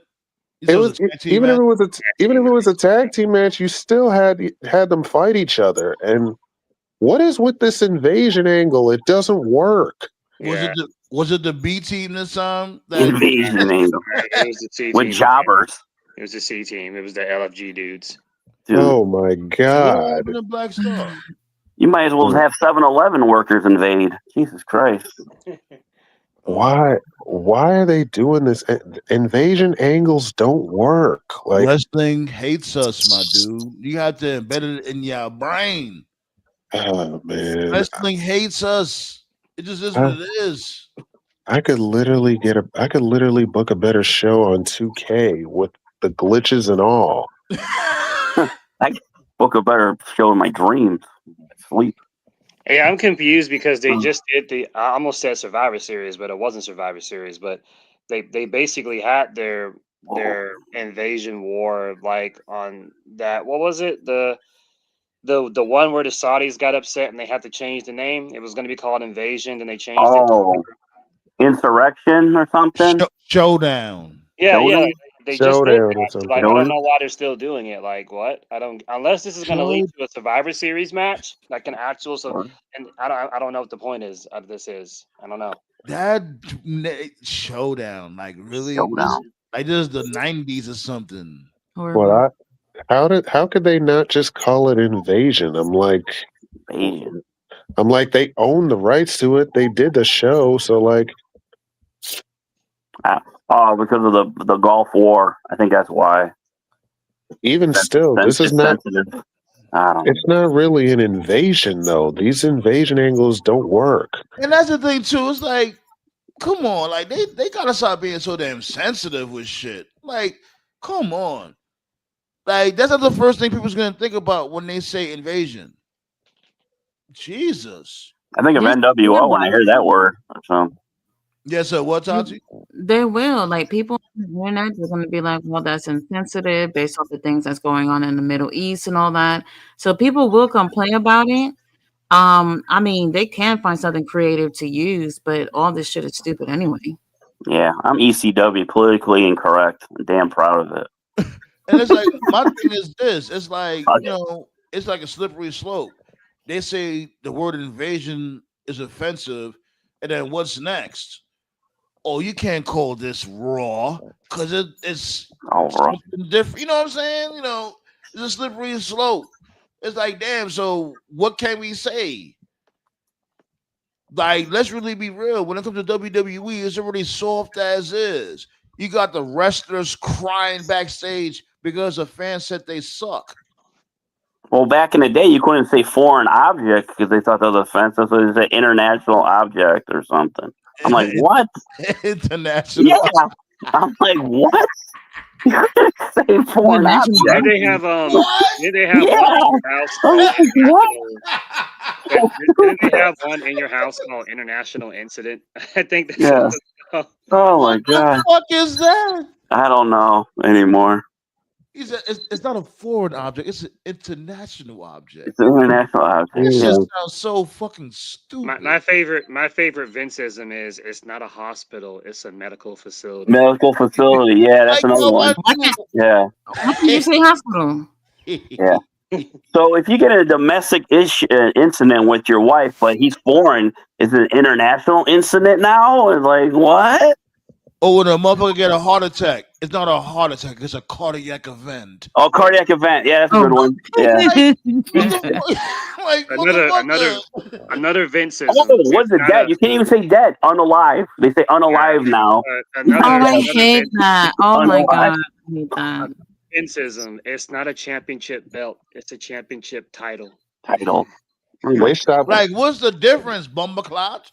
I remember they did that the other way around. They stopped saying title and belt altogether. Title, belt. I don't wear a belt that holds my pants. It's a belt. It's a title. No, before we get up out of here, though, I want to talk about Blood and Guts real quick. Like, I ain't gonna lie. We had a great show this Wednesday, B. Man, shouts go out to the women. Shouts go out to Darby Allin for taking that fucking bump, B. This dude chokeslammed through flaming tables, for fuck's sake. That dude was the only one high on crack enough to take that spot. Like, what we Dude wants to doing here? die in a ring or whatever in wrestling. Darby Allin is a crackhead. I will He forever said he would stand on die for that. AEW. He said Yeah, that. he's gonna. He's gonna, right? He is going to. Darby Allin don't got no girl at home. He don't got no mom or dad. So nobody's over there looking out for him at all. They're gonna do a show in I Paris and don't gonna know. fucking do a superplex off the Eiffel Tower with somebody, and they're both gonna die. There we go. Yo, like, man. This ain't Darby Allin, bro. This dude makes Jeff Hardy look like a saint, and that's saying something. Yeah. Mm-hmm. Oh, hold on, chill. Blaze said tomorrow will be Macho Man birthday.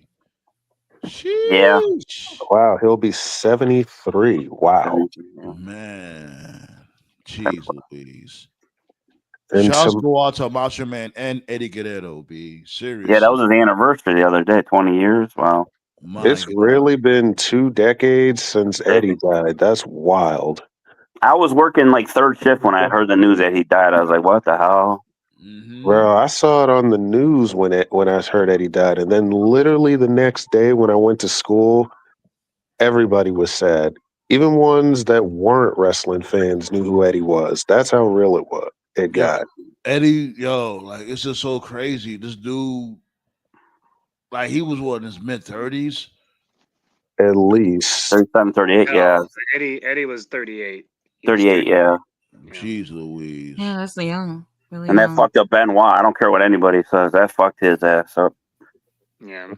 Yeah, That fucked up a lot of people, but nobody killed anyone over it. No, I know, but I heard the stories about it too. Benoit was never the same after Eddie died, and I saw it in his matches in late 06. I'm like, he is wrestling way different.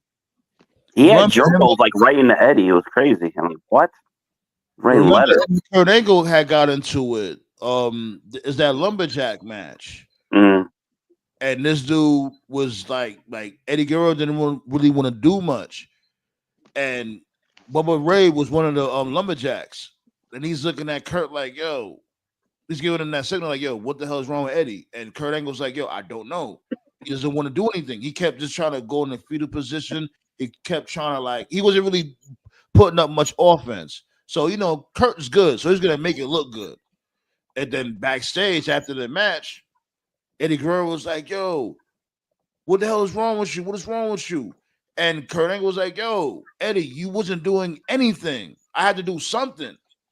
And he's like, "You're not safe. You're not safe to work with." And then Eddie tried to attack him, try to catch him with a double leg, and now he shouldn't have did that. Yeah. If you want to see, I always tell younger fans, if you want to see a match where you could visibly see that something was wrong with Eddie, that first ECW one night stand, Eddie fought Benoit.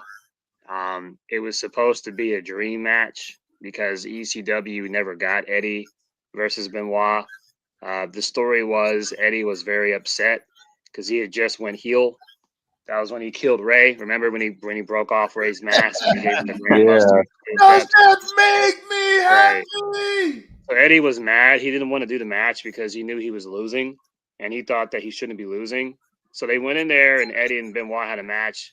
Now for Eddie and Benoit, obviously like an okay match is like still like a really fucking good match, but it was nowhere near as good as like their other matches.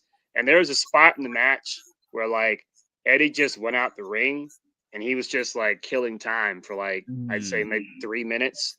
And the crowd wasn't really shitting on it because this was the ECW crowd. And so they were shitting on like JBL, Edge, Angle, and like all the guys that were in the balcony. They were just chanting like random shit at them the whole match. But you can see when Eddie gets out the ring, something's wrong. It's like he's not breathing right. And you can see Benoit like look kind of confused and concerned. It was a very slow match. Like it was very slow. Elliot, it's a little similar to that lumberjack match I was just saying. Like Eddie was doing certain things, like he would like go into a fetal position, or he would, he would try to move away from you. You try to catch him with a grapple or whatever, and he'll move away from you. And then at the end of the match, when it was over, when Benoit won, if you read Benoit's, not Benoit, but Eddie's lips, Eddie looks at Benoit and he says, "I owe you one." because he knew it was bad. Like he knew the match, like wasn't good.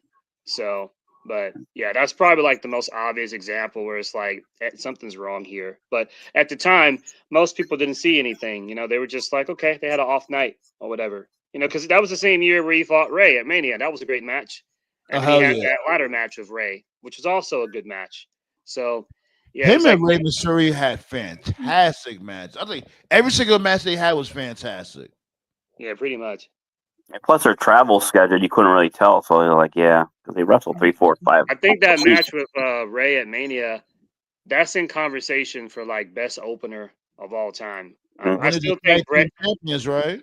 Yeah, I still think Brett and Owen is the best opener, but like Ray and Eddie is like right next to it. It's like number 2. Wasn't that when they were on the Hollywood one?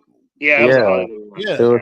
Yeah, it was Mania 21. Yeah. That was like one of the best manias they ever did. Like top to bottom. That was a great mania. It definitely was. Yeah.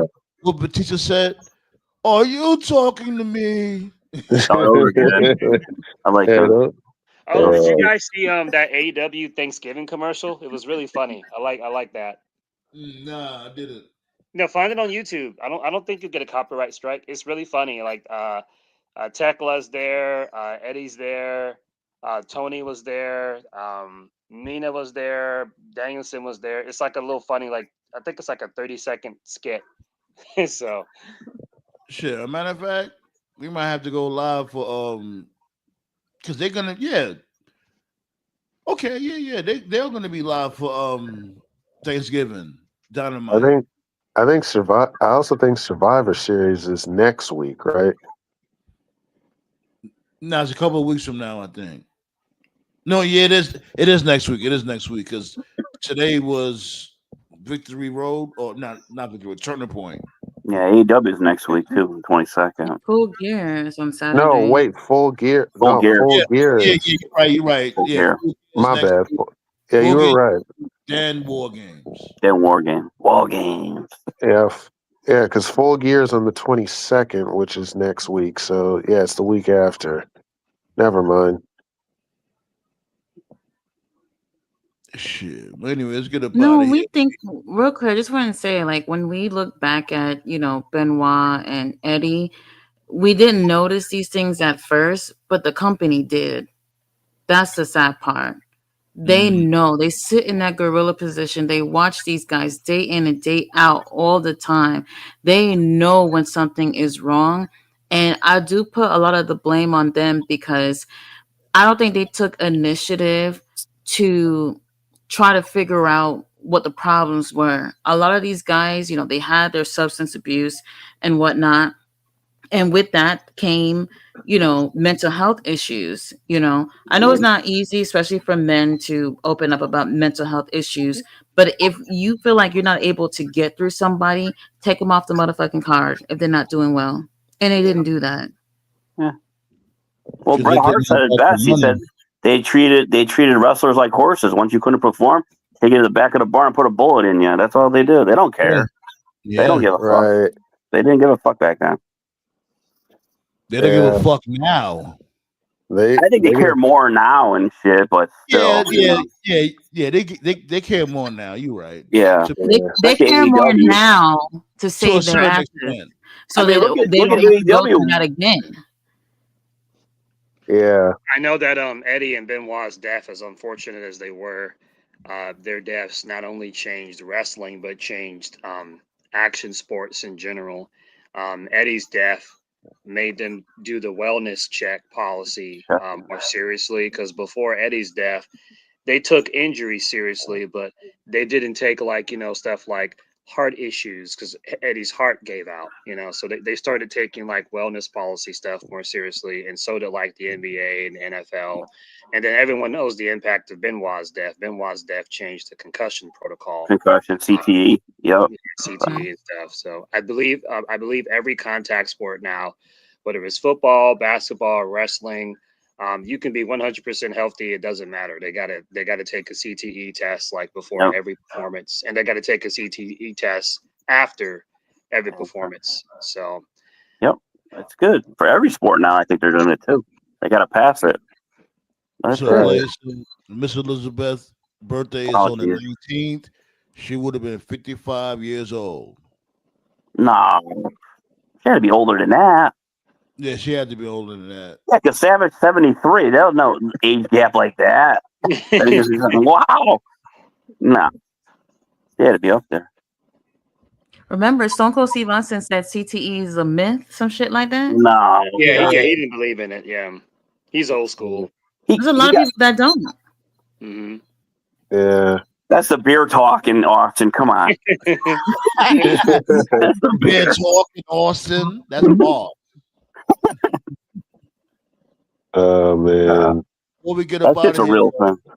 Tati, what you got going on this weekend, the following week? Talk to us. I'll be doing Collision tomorrow. I'm going to attempt to review the tag tournament in New Japan. They got 17 shows, so I'll try my best. And then I'll be live for Full Gear. So if anybody want to join the panel for Full Gear next Saturday, let me know. That's crazy.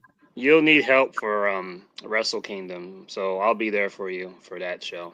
Oh yeah, anybody who want to join for Wrestle Kingdom, let me know. Let me know. They got almost 40,000 tickets sold. I heard Wrestle Kingdom. They're doing pretty good so far. Yeah, that's what I heard. When does that come on though? January. Yeah, January 4th. Yeah. So that come on in the morning time? Yeah. Yeah. Right now we got 5 o'clock. We got Okada and Tanahashi. Okada is going to be Tanahashi's last opponent. So, hold on, whoa, slow down. So y'all want to watch Wrestle Kingdom and all that shit, but y'all not trying to watch your damn WrestleMania in the morning? You want to be entertained. I'm trying to get my head cut off. You want to be entertained. You want to fall asleep and bowl of cereal. No, actually, I think it would be like 2 a.m. Eastern for Wrestle Kingdom. Something like that. Wow, that's even worse. The pre-show usually starts That's not at 2 bad. a.m. and then the main show starts at 3 a.m. That's usually 3 a.m. That's not bad. So that's good 1 for the o'clock. missile silos. That's 1 o'clock my time. Holy crap. Yeah. So people at NORAD will be watching New Japan Wrestling when they're getting ready to launch the missiles in North Korea. There you go. This is gonna be a big show for them. Like Nate said, they got like 40,000 tickets, so it's like the most tickets they've had sold in like 20 years. This Wrestle Kingdom will be live on Japanese television. You would think it would normally be live on Japanese television, but no, it's not. So this is the first Wrestle Kingdom that will be airing live. The Aaron Wolf guy is like an Olympian. He's a gold medalist, just like Kurt Angle. So he'll be making his debut against Evil. So he's a big young prospect. Okada is going to be Tanahashi's final opponent. Takeshita will be defending the IWGP title against Yota Tsuji, title for title, because Yota Tsuji is the global champion. I believe that's what it's called. So there's a few other matches, but we don't know it yet. But yeah, Wrestle Kingdom's fun, man. I always watch it every year. It's usually the show of the year. Who's doing the commentary? Is Kevin Kelly still doing the commentary? Who's doing the commentary? Kevin Kelly's gone. No, he's gone. Oh, okay. Yeah. Anyways, should be good. Let's get up out of here. Yo, this was a great show, B. I had a good time. We chopping it up about everything, like from Pokemon to Digimon to wrestling, all that shit. Kurt Angle versus Joe Hendry is my throwback match, by the way. What's your throwback? Kurt Angle versus Joe Hendry, 2016. Was that World Culture Pro? The World Culture match? Yeah. I remember that. He's been on that one. Oh. Yeah, B. So tapping with Tati when it comes to the was it the Grand Prix Wrestle Kingdom shit? Yeah. New Japan. Yeah, excuse me. And let's get up out of here, B. Y'all enjoy y'all weekend. I'm about to go game. Yeah. Yes, sir. Good night. All right. Keep a lookout for that gameplay when it comes to The Last of Us and all that fly shit. Yeah, 3-hour show, B. Yeah, we was locked in. You was definitely locked in. Yeah, B, tap in when it comes to Tati channel, yo.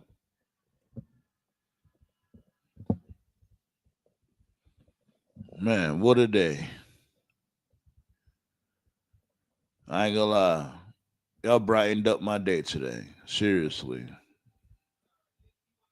I had fun tonight. Looking through the chat, Ballet said, Darby been divorced.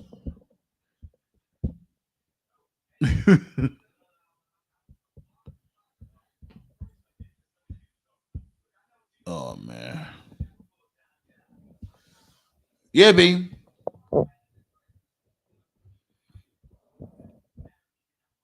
Let's get up out of here, B. Appreciate y'all for pulling up. I'll see y'all next week. Feel the explosion, burn from fire. I'm elusive when I tell that nigga turn it up. Nobody in here have an empty cup. Better run and escape and go pray. I'm a human hand grenade.